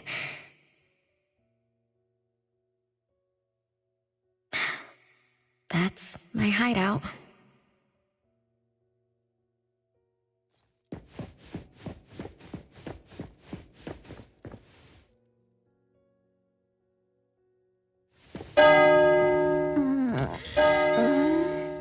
Oh, you found me. Am I the last one to be found? That means I almost won, right? Next time, I'm going to hide somewhere no one can find. Oh, are we going to eat soon? Remember to wash your hands before eating. My big sis and big bro will check. If I don't wash my hands, he'll pinch my cheeks. He always says my cheeks are like the softest dough. He only says that because he wants to pinch them. I'm going back now. Is this the last puppet? No. The last one is here. Look, another letter. R. I've always carried this puppet around. Why is there a red letter etched to it too? It must mean... You finally arrived, Renee. Yes. Big sis, I'm back.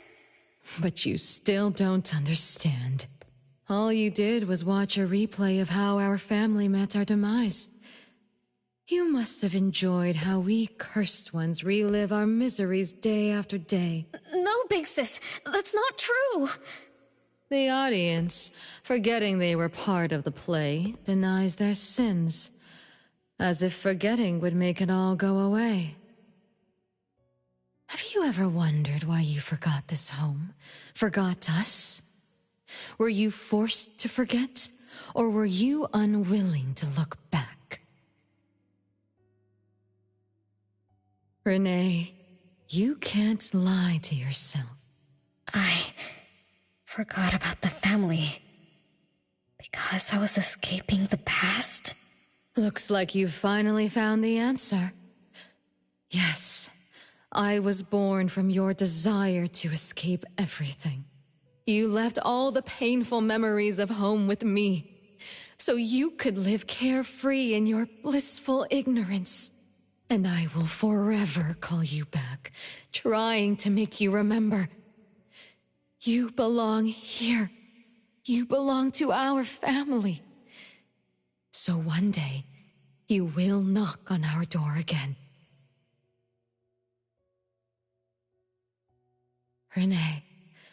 Renee, what feelings do you carry as you come home? Now that you remember what happened when we were children, now that you know of the curse you cast upon us, are you shaken? Do you even feel the slightest bit of guilt? You won't. You've always been selfish, greedy, and reckless. You betrayed the very purpose we were born to follow. To love Mother, to be with Mother, and exist only to fulfill her wishes. I'm so sorry. I'm so sorry. You shouldn't apologize to me. Have you ever thought about our mother? Our mother who exists outside the flow of time? What could be her ultimate fate? Mom? What happened to Mom? She gave you everything. All her love, all her life, and that thing. Her eternal present, which would have sustained Mother's immortality.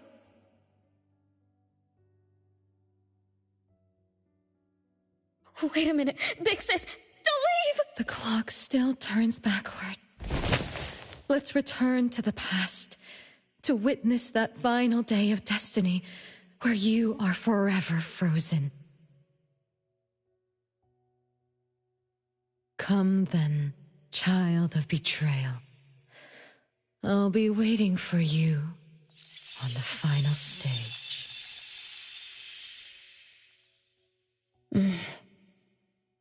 Yes. I betrayed this family. I lived in a daze, left my family behind, just to forget my own sins and escape from my endless guilt. That sin. An unforgivable betrayal.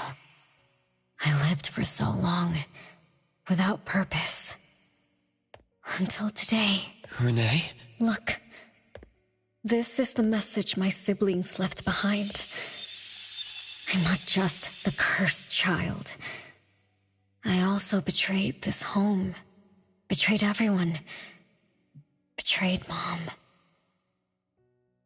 But my family is still calling out to me. I still have a chance, right? If only I could go back to the past. Back to that last day at home. There's only 2 hours left. I need to find a solution soon. I should talk to Renee about what just happened. 7 o'clock. Time for dinner. Renee? Wait, where are you going to? Oh, hurry. The food's getting cold. Food getting cold? I can't keep Mom waiting for too long. I can't make her sad. Renee! That is not allowed. Absolutely not. I can't get to Renee. She's completely lost in the past. Let me organize the clues I've gathered so far. Could the curse in this family be the rule-based anomaly that attacks Renee every night? After all, Renee and her siblings likely aren't entities that abide by the laws of nature. It does make sense to be targeted for that reason. But if that's the case, why does the anomaly only appear when Renee wakes up? Shouldn't the anomaly that enforces the laws of nature have appeared with the first child? Can we really trust this? Bella? Something's not right. Also, Why does the puppet Renee carry also have a red letter on it? Are these things caused by the anomalous realm? Or perhaps someone, an Esper, orchestrated all of this? Is that Bella really a shadow from the past? Anyway, I should catch up with Renee.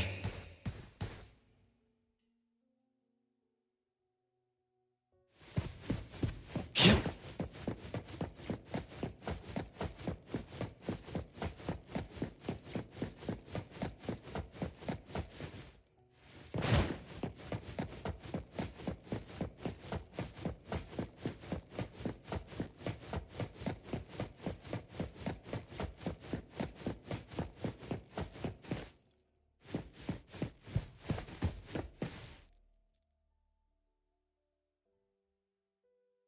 What's wrong, Renee? You haven't eaten much. Big Bro's cooking is great. I'm just not hungry. The Mighty King looks tired. He's not moving at all. I won't even sing anymore. Your little cricket? Yeah, my favorite one. Did the Mighty King die?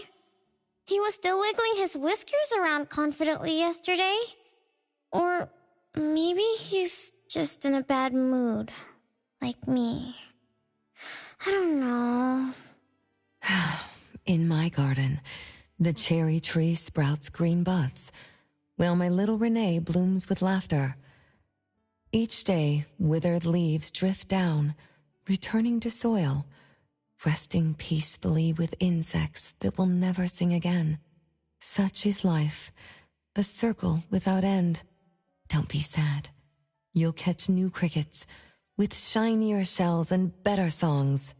But I want to play with the Mighty King. He's been with me for a long, long time. Is there anything after death? Will we die too? I know. It's a world where you're all alone. No mommy, no big brothers or sisters. Just a world that's always dark. That sounds scary. I don't wanna... Scary? You're funny, Renee. Can't move, can't hear, can't see. That's no different from when we were sleeping in our wooden boxes. Dying isn't that big of a deal. Being alive is much better. I want to be with Mom and everyone forever. Appraiser, you're here. Wasn't I immature back then? My time with my family was running out. Mom had to witness my siblings enter the final countdown. Yet she still had to answer questions like that. Mom, who loved us deeply, must have been terrified of losing us, too. Appraiser, could we go see her? I just need to see her a bit more.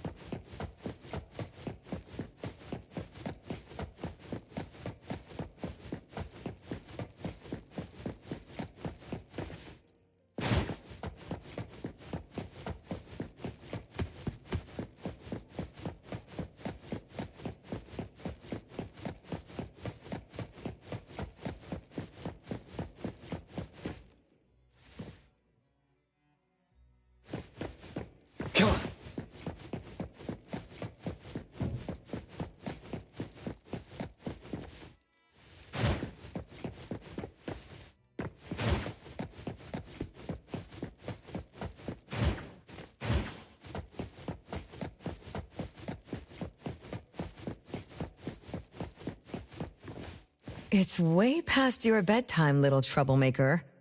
I can't sleep. Oh, still feeling sad about the Mighty King? Bella told me I'd feel better if I cry. She said that kids like me just needed to cry. get a good night's sleep. Then all trouble will disappear by tomorrow. She said that no matter how sad she felt, she could never cry.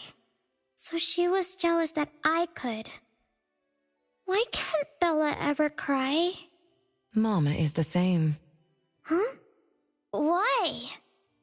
Is it because you are grown-ups? Because grown-ups are strong? Mom and Sis work so hard for every chore in the house. I want to grow up soon to help you. I'll grow as tall as Mom wants. Oh, if you want to grow tall soon, you can't be picky about food. No, I don't want to eat green peas. All right now, Mama will tell you a story and put you to bed. You'll grow fast as long as you sleep, okay? Are you continuing yesterday's story? No, tonight I'm telling you a story that no one has ever heard before. Once upon a time, there was a carpenter living in the royal city. Her skill was beyond compare. People said she had the magic to breathe life into wood. If she wanted to, those lifelike puppets she created could become alive. The old carpenter loved crafting, but she was facing a most difficult challenge. As she grew older, her eyesight was no longer as sharp, and her hand that held the carving knife wouldn't stay still. Could that be the end? She remembered what people said about her. If she was as good as they say, couldn't she craft her own assistant? She made up her mind, then began to work. What should a perfect child, a real child, have? He should have the strongest body. The child was born. He was sturdy yet nimble, and once his spring is sprung, he could run 2 laps in the royal city with no one able to keep up. Everyone congratulated the old carpenter, but she shook her head and said, "No, this isn't a real child. What should a perfect child, a real child, have? He should have the most beautiful face." The child was born. His beauty caught everyone's eyes. The king invited him to dance at the palace for foreign guests. Everyone congratulated the old carpenter, but she shook her head and said, "No, this isn't a real child. What should a perfect child, a real child, have?" More puppets were born from the old carpenter's hands. An entertainer who could make children burst into laughter. A grand magician with unpredictable tricks. But no, she shook her head and said, "No, these aren't real children." One night, the old carpenter sat at her workbench, designing the blueprints for her next child. All the puppets quietly stood by her. Suddenly she shivered. The window wasn't closed shut. The howling wind swept away all the warmth from the room. The old carpenter stood up to shut the window, then went to the fireplace for warmth. For a moment, she had an idea she didn't fully understand. Perhaps the dancing candlelight added some warmth to the puppets' faces. She realized that puppets get cold too. The old carpenter took off her scarf and picked up the blanket from her lap. She made sure all the puppets were snug and warm, then went back to her table. Her pencil swooshed around as she began sketching. Soon, a puppet took shape on the paper.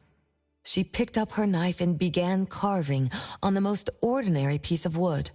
Soon enough, a new puppet was sitting on her workbench. There was nothing special about it, but the old carpenter let out a satisfied sigh, as if she completed a masterpiece. She leaned down to kiss the puppet's forehead gently, just like an ordinary goodnight kiss from a mother. Then did the same to the other ones. After that, the old carpenter went to bed and slept peacefully. The next morning, she woke up with someone kissing her forehead.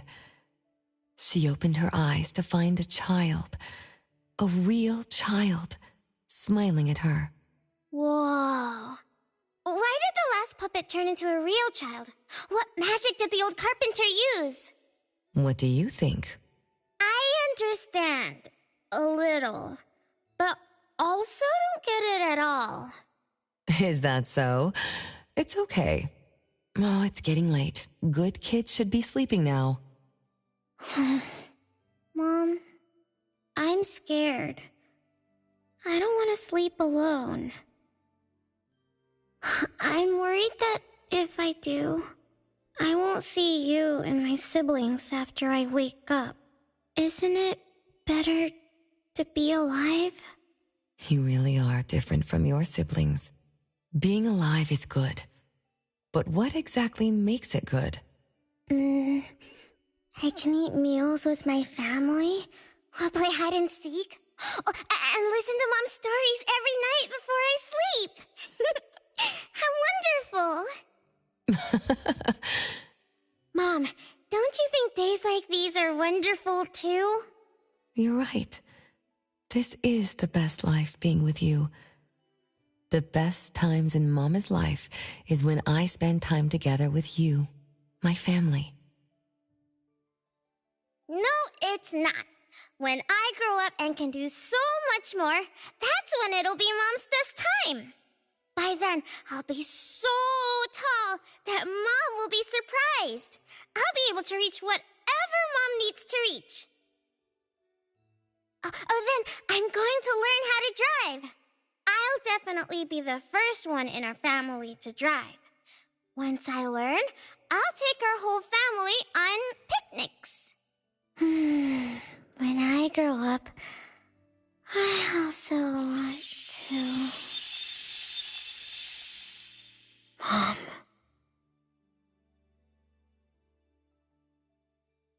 Live. Live forever and ever. Do you remember now? That most selfish and greedy wish you made to our mother.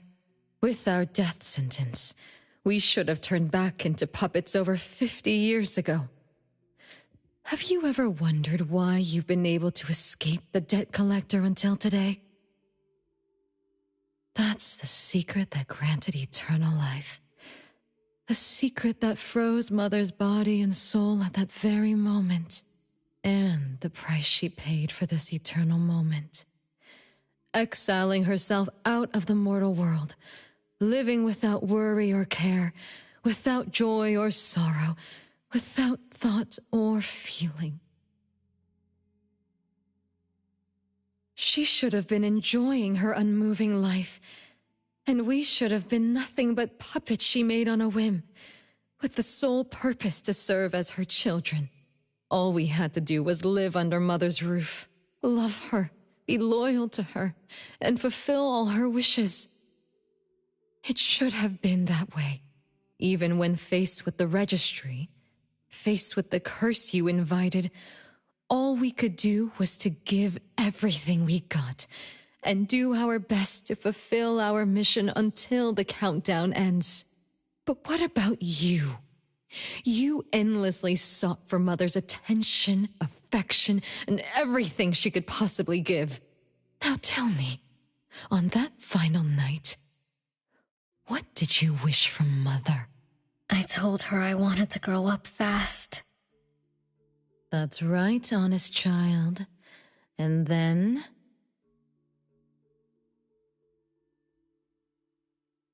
So, Mom gave it to me. Her eternal present. No, it shouldn't be like this. I didn't know. What have I done?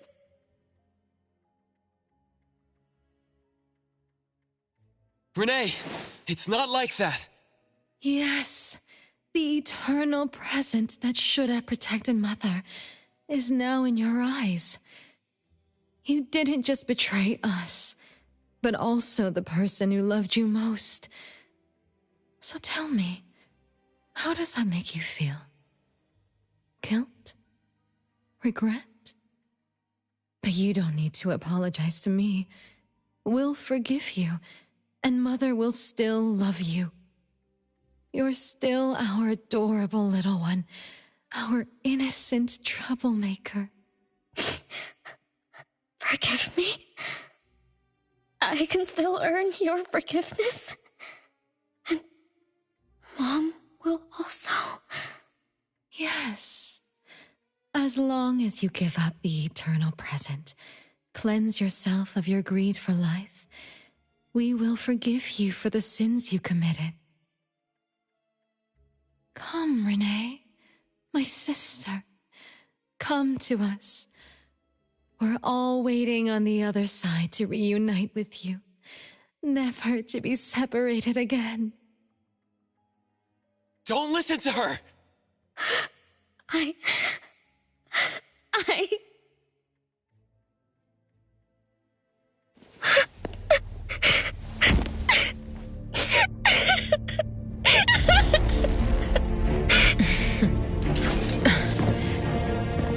Who exactly are you?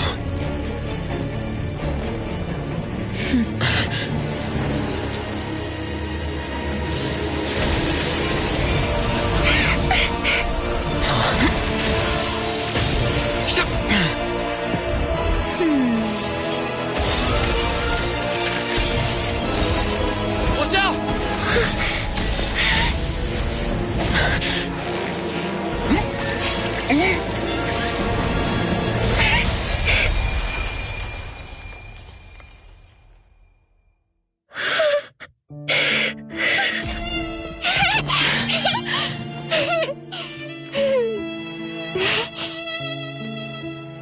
Remember to get to bed early and eat your veggies. My little petal needs to grow up healthy and happy. Don't forget Mama after you grow up, okay? What is life? Promise me you'll find the answer for me, okay?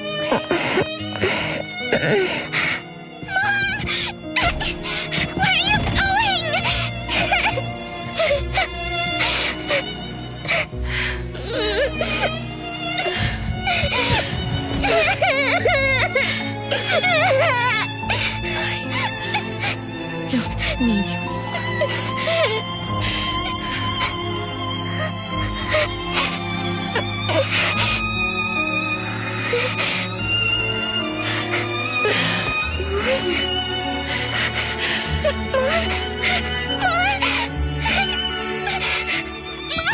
Don't go!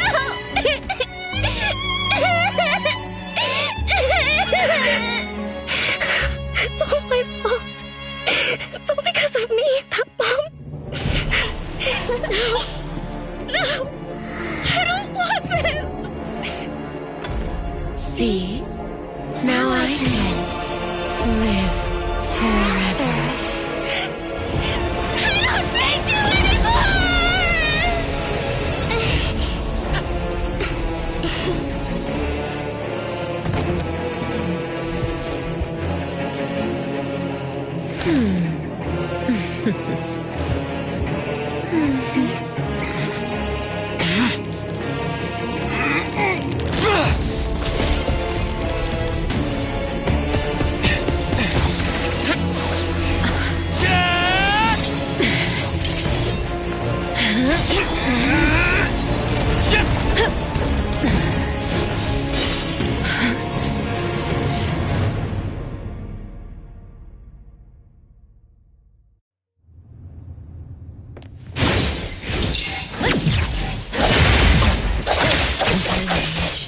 Hatred, resentment, with fierce emotion, as if engulfed in flames.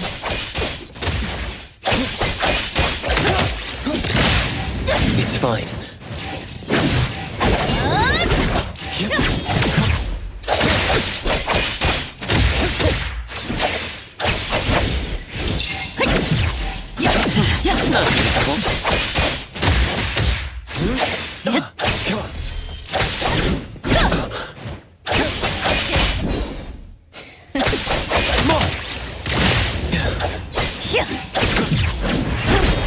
Be careful. Feeling good.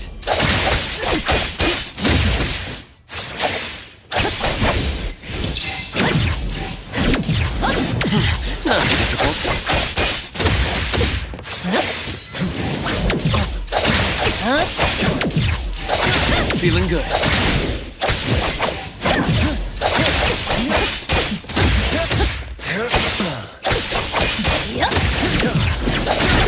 Not difficult.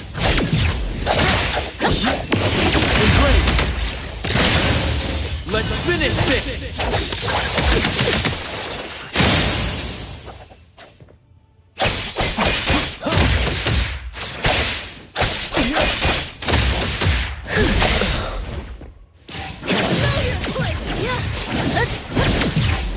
Feeling good. Stronger than I expected. Let me show you. My mistake.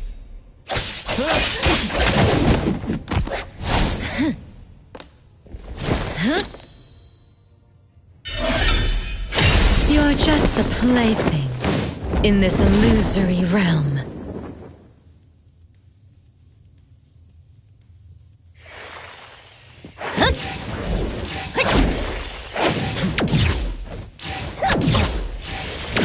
Not too difficult. Entertain me with It's your fine. strokes. Once I'm bored, I'll bury you in this scarlet floral sea.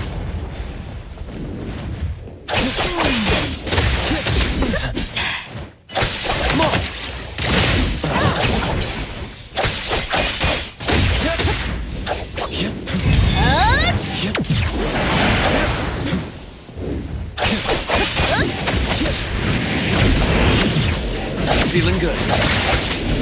Be careful. More. It's fine.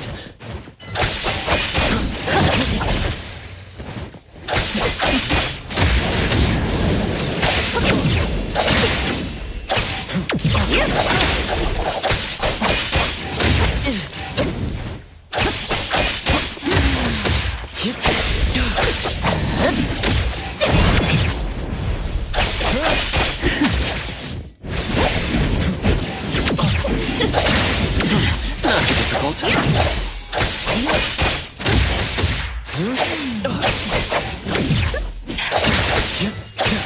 Feeling good.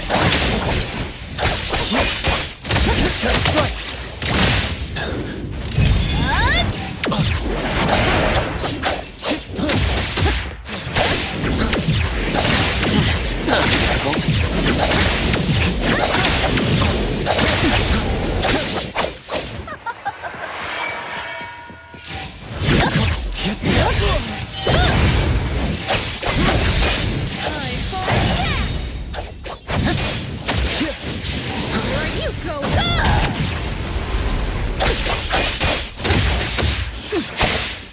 Splinter and fracture. Engrave. Be careful. You. I won't let you do this! Such arrogance!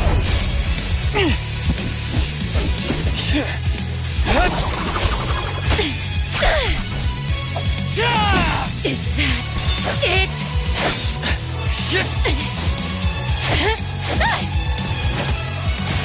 Come again! As you win! Interesting.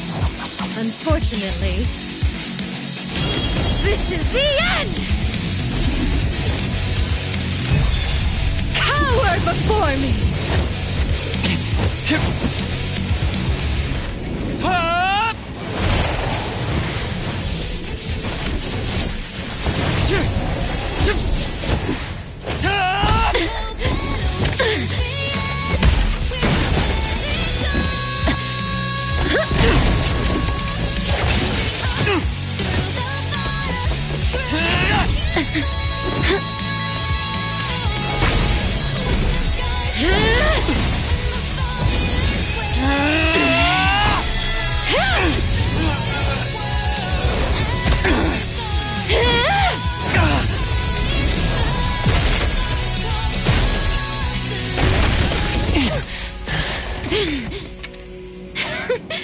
That look on your face, I like it!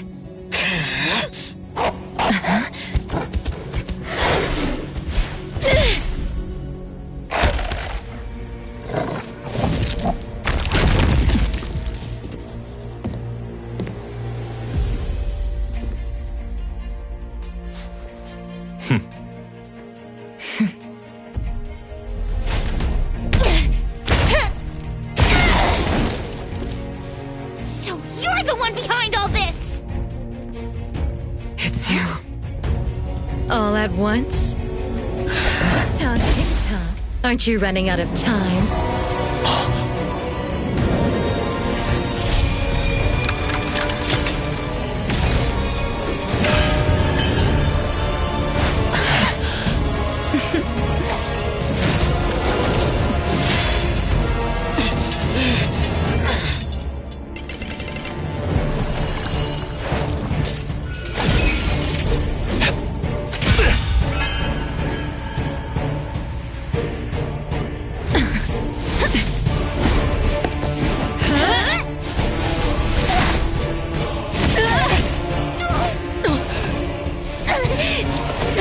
You're slower, Daffodil. Is this little cutie distracting you? I wonder when she dies, she'd be just as charming!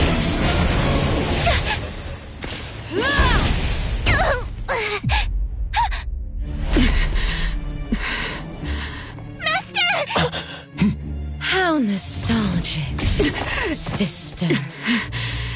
Sanko. We'll meet again. Just so you know, Mother misses you too.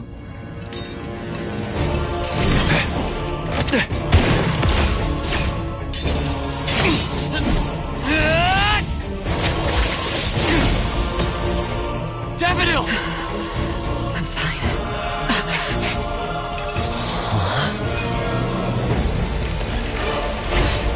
It's not over yet.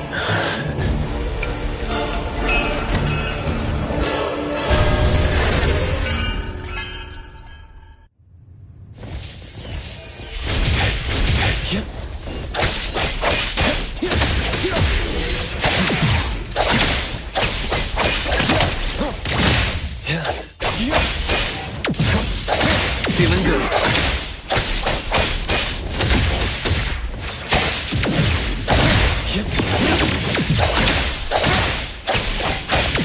Not too difficult.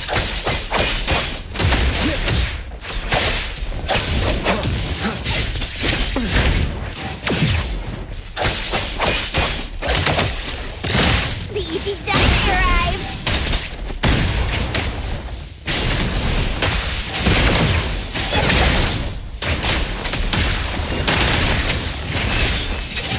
I will see through the Nexus. Embrace!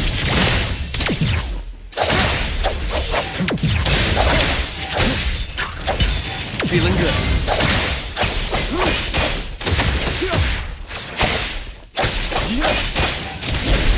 Be careful.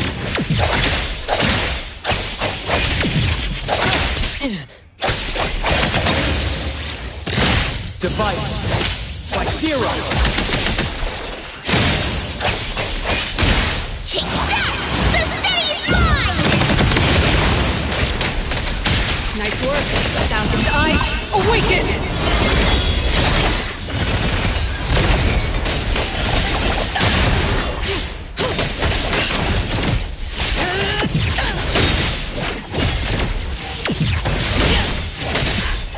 No problem. You don't know how to give up.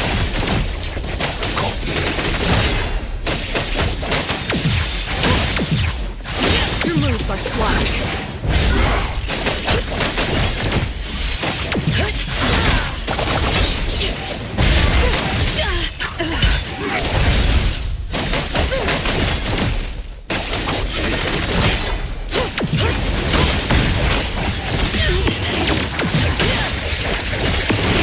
You don't know how to give up. Predictable.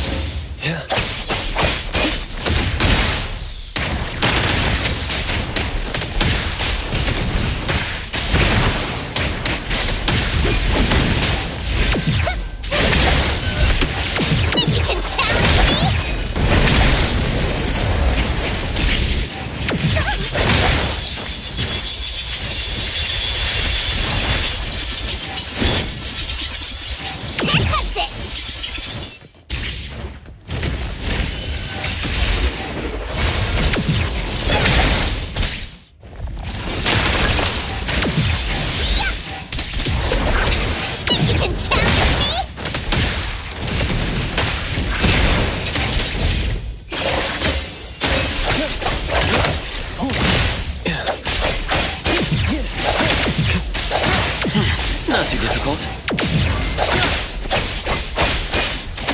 Divide. Slight zero. Feeling good.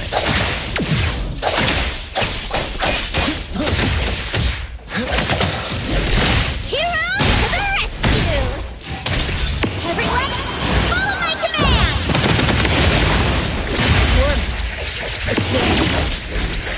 Thousand eyes, awaken! Just a scratch. Trust me. Is everyone okay? I'm fine. But Daffodil, are you okay? Master got hurt the worst, and it's all because of me. I'm fine, really. It's good that you're okay. Renee's unharmed too. Just dizzy from breaking free of the anomaly spell. Unfortunately, Zanko got away. She's the core member of the criminal organization, the Scarlet Letter. And a report for the puppetization case. That's gonna be a lot of paperwork. Thanks to everyone from A-Bone. The Bureau will continue to investigate into the aftermath of the issue between the debt collector and the Constantine family. Tomorrow morning, I want those who know anything about the Scarlet Letter at the Bureau. We need to have a proper chat. Daffodil? I shouldn't need to fetch you at A-Bone, right? I see. Says who? Master deserves some rest tomorrow. Natalie, appraiser. Let's go home.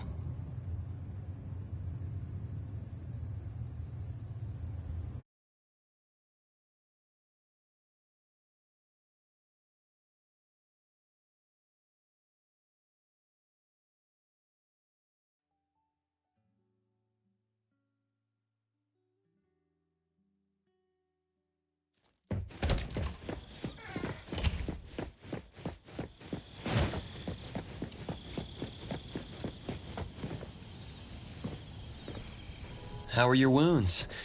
You should rest earlier tonight. It'll be fine soon. And how are you? Are you okay? Her Esper ability can affect people's minds through auditory and visual hallucinations. I see. So all the stuff Renee and I saw were illusions layered on top of the debt collector's anomalous realm.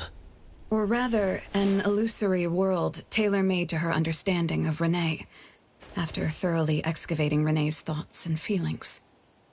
In other words, Zanko used her Esper ability to alter the family's history, making Renee believe she was responsible for her family's deaths, leading her to voluntarily give up her eternal present. The eternal present probably requires the owner's verbal consent before it can detach itself.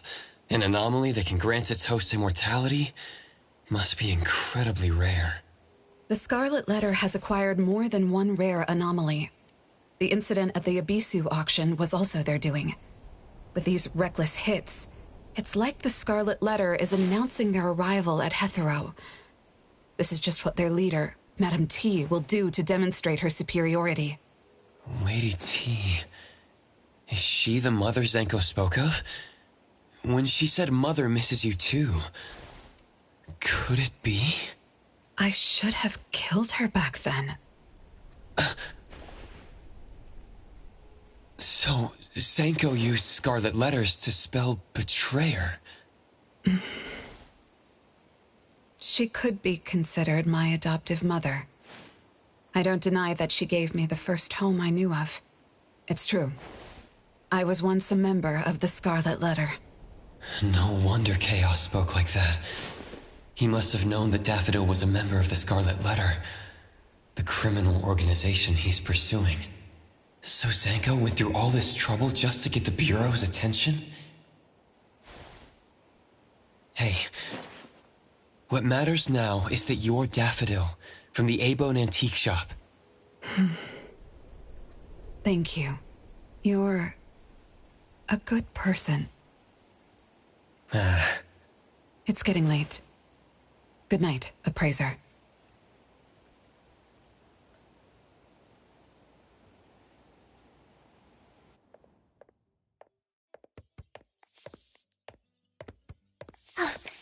Appraiser, have you seen Master? Daffodil isn't here? She's been gone this morning, and hasn't come back. Maybe she is assisting the Bureau. For that long? We're here. The Abone Antique Shop. Appraiser, Natalie. Good morning. Renee! How are you feeling? And this is? This is Linko from ETD6. Oh, so Chaos is handing Renee over to ETD6 to take care of. Hello there. Take care of? We were just going in the same direction. Linko also has something to do at A-Bone, so I gave her a ride when we left the Bureau. Linko, you have some business here? Mm-hmm. I do have stuff to do. What are you up to?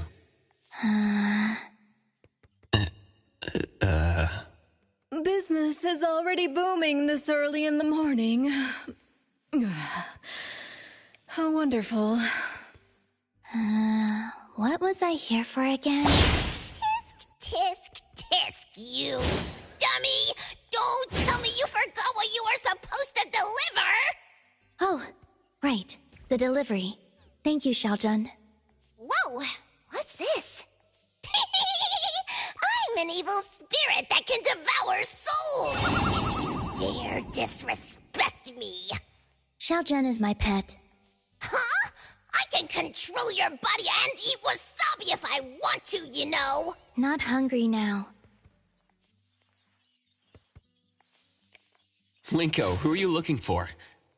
I'm looking for... Found her. Another new face? Just joined ETD? Yes, the director told me to give you this. Oh my. I told them a simple bank transfer would be fine, but they went ahead and sent someone over. Fresh bills are always so nice to look at, though. I have delivered payment to the Abone Antique Shop. Assignment complete.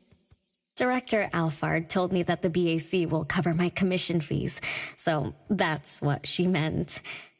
But I still wanted to stop by and thank you in person. Thank you, Appraiser, Natalie, and... Daffodil's not here? Please send her my gratitude. Thanks to all of your help. I learned a lot in the past few days. I went through an amazing adventure. It was wonderful. But we couldn't stop Zanko from taking the Eternal Present. Lady Dolores left that for you, right? Must be something important. Yes. Mom gave it to me. It's a precious treasure that protects me from the debt collector. It froze my life on the day the countdown ended. My time stopped flowing, and I was forever living in the moments between death's arrival. I was tossed outside the flow of time and taken away from this world, where the years still pass and the seasons still change. For me, the eternal present negated the meaning of time. I gradually lost touch with my past and became unaware of everything happening around me. Every little thing in life that becomes precious because of the flow of time. In the end, I forgot what Mom and my siblings expected of me. I forgot why I was born and why I even existed. Until now. Was that really living? That was the secret, or rather, curse, of the eternal life Mom and I possessed. Mom was also affected. She found life dreadfully boring, so she hoped that our companionship would ease her eternal loneliness. It might have been fortunate for me to lose the eternal present, but honestly, I gained so much more. Most importantly, you helped me remember things from the past, and I finally found myself. That feels so great. I suppose I went through a rebirth, right? I'm so happy for you, Renee. What about the debt collector? Don't worry, I have a solution. Well, in addition, to make the most of this precious rebirth, I've decided to travel around the world. I'll probably leave Hetero for a very, very long time. So for each and every day ahead, I wish you good morning, good afternoon, and good evening.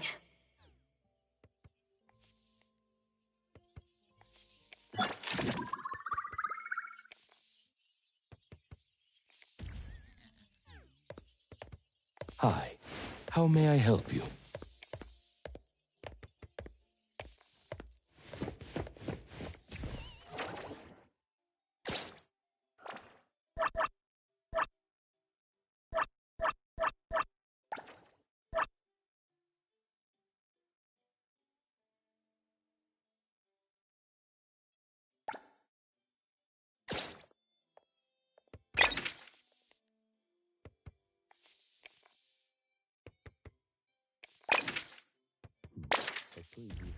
Gave my lady these books as gifts.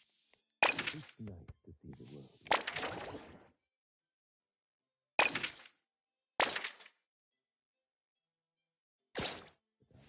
Leave your house.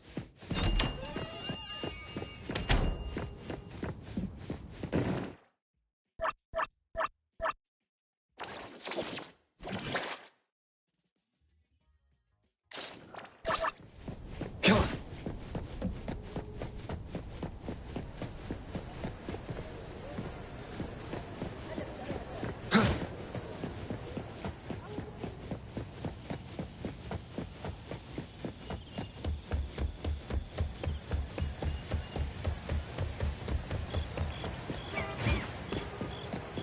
Why are you standing on my car roof?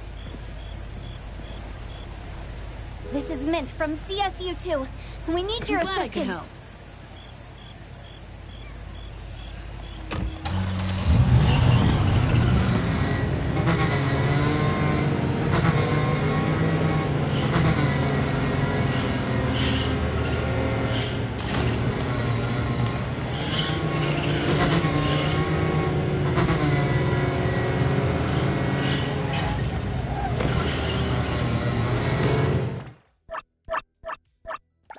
Another new day.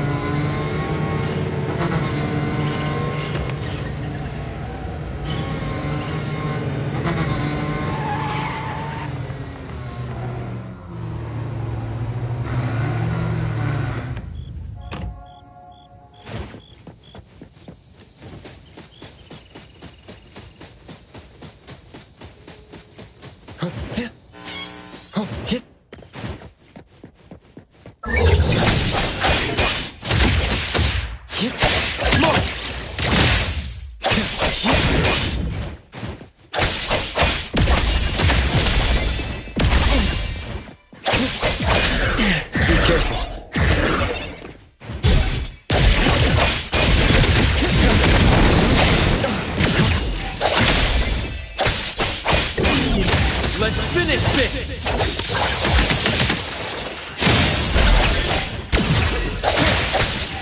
Feeling good.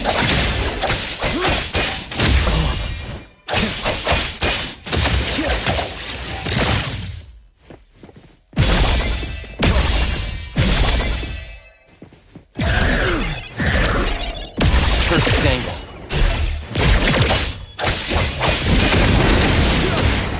Wind's just right. It's fine.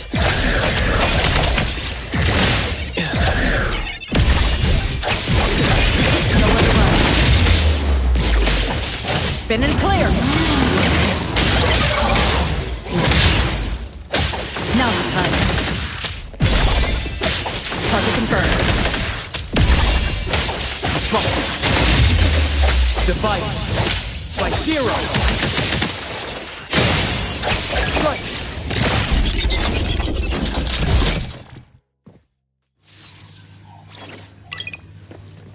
All set.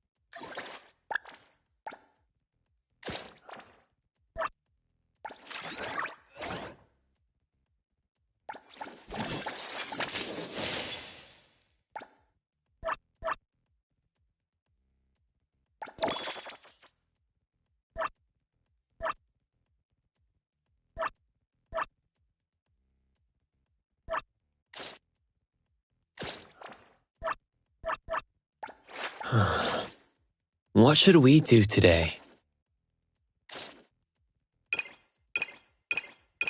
Recipient confirmed.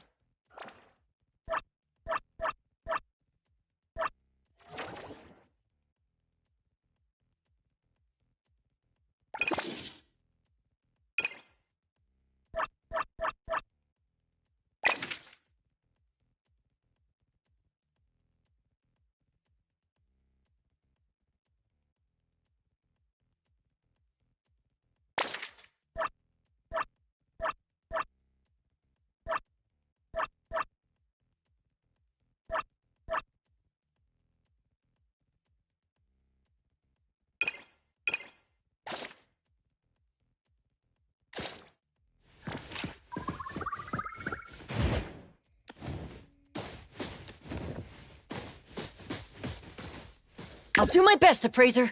Let me take over.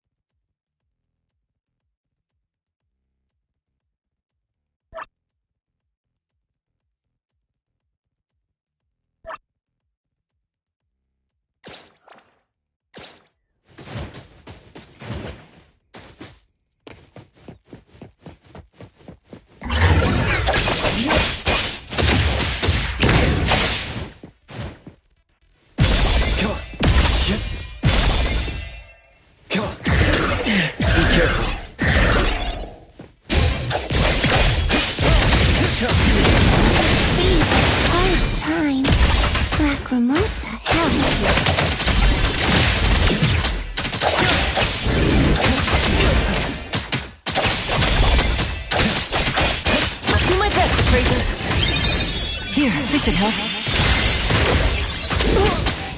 I will see through the net.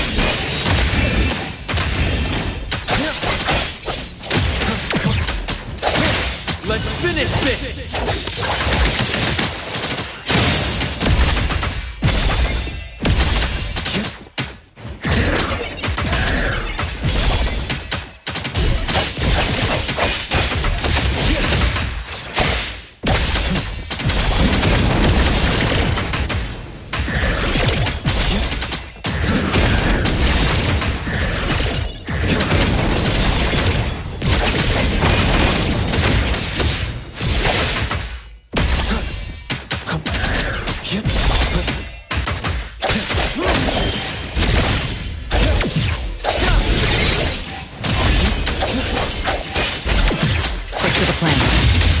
Route secured.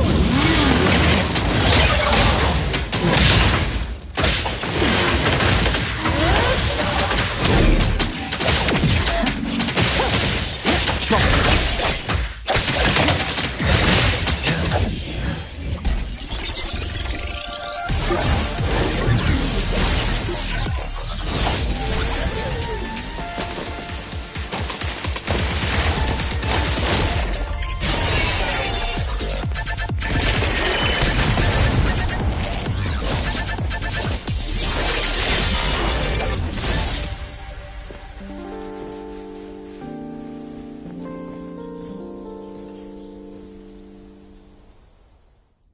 Lacrimosa sleeping.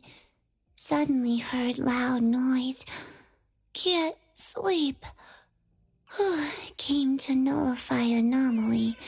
Saw appraiser. Thanks, Lacrimosa. You helped a lot. Nullified anomaly. Need to write report. So troublesome. Don't want to.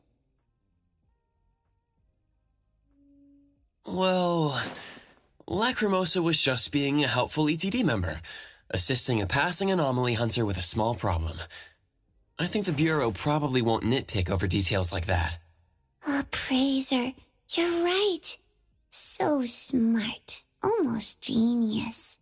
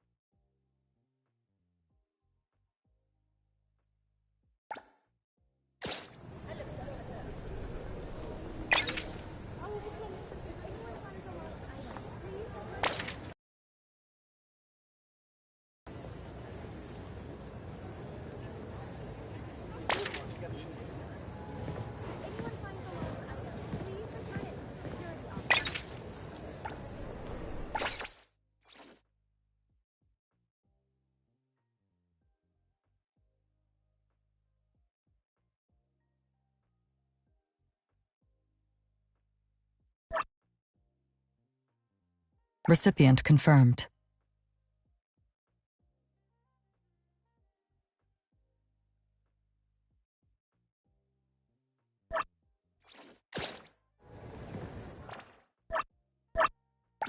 Another new day.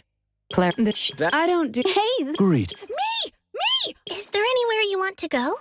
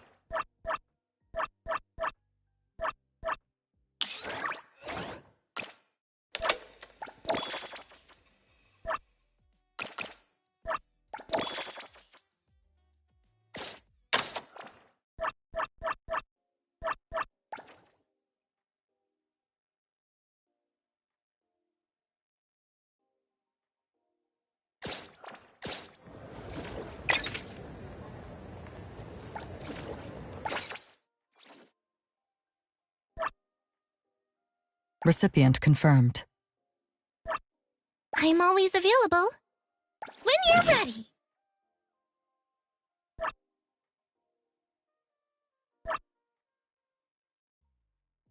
Is there anywhere you want to go?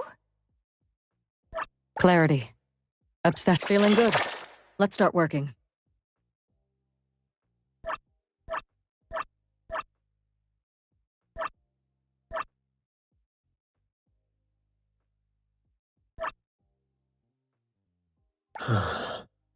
What should we do today?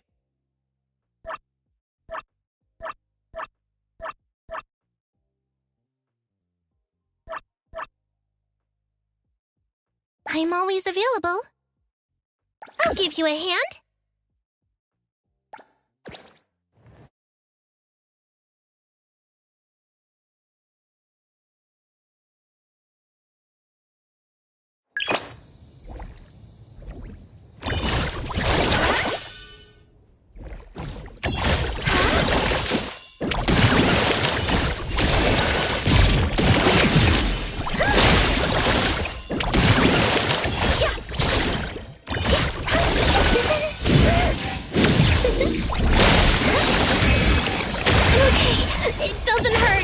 Right now. Spin and clear.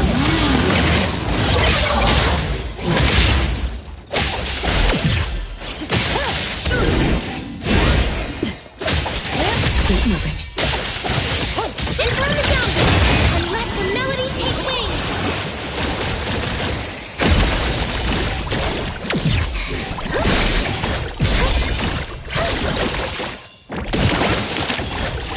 It's just a scratch.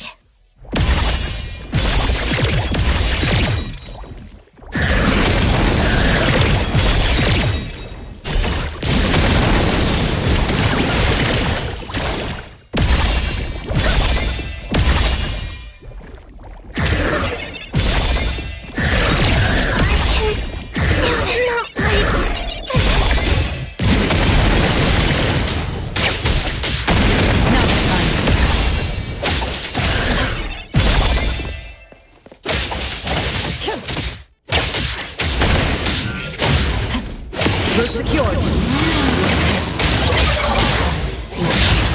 As expected. I'm here, found an opening. Feeling better now?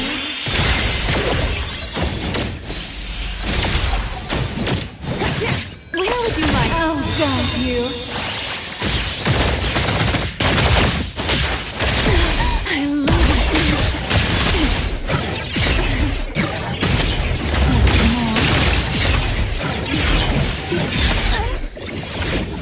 Stick to the plan.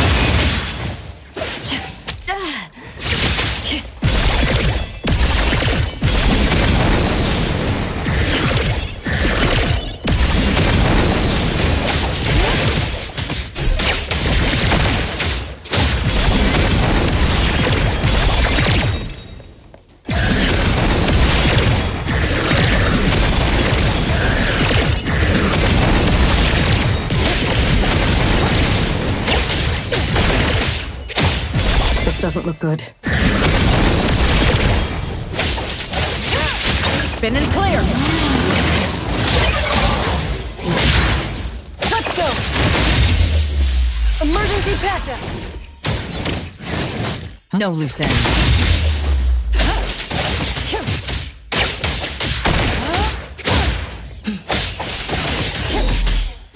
Cutie, feeling satisfied.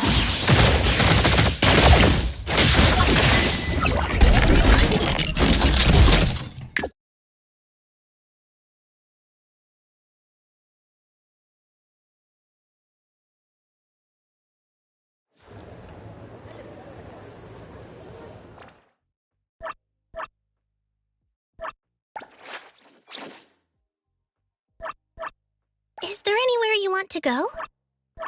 Another new day. Got it. Leave it to me. Please return it to the security office.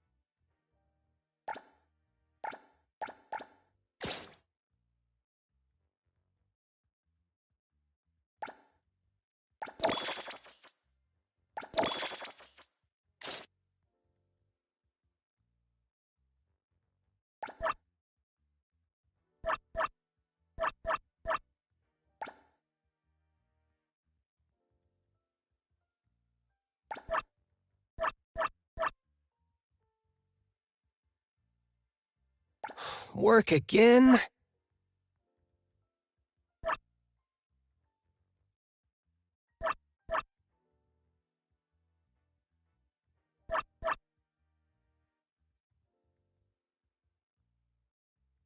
Leave it to me.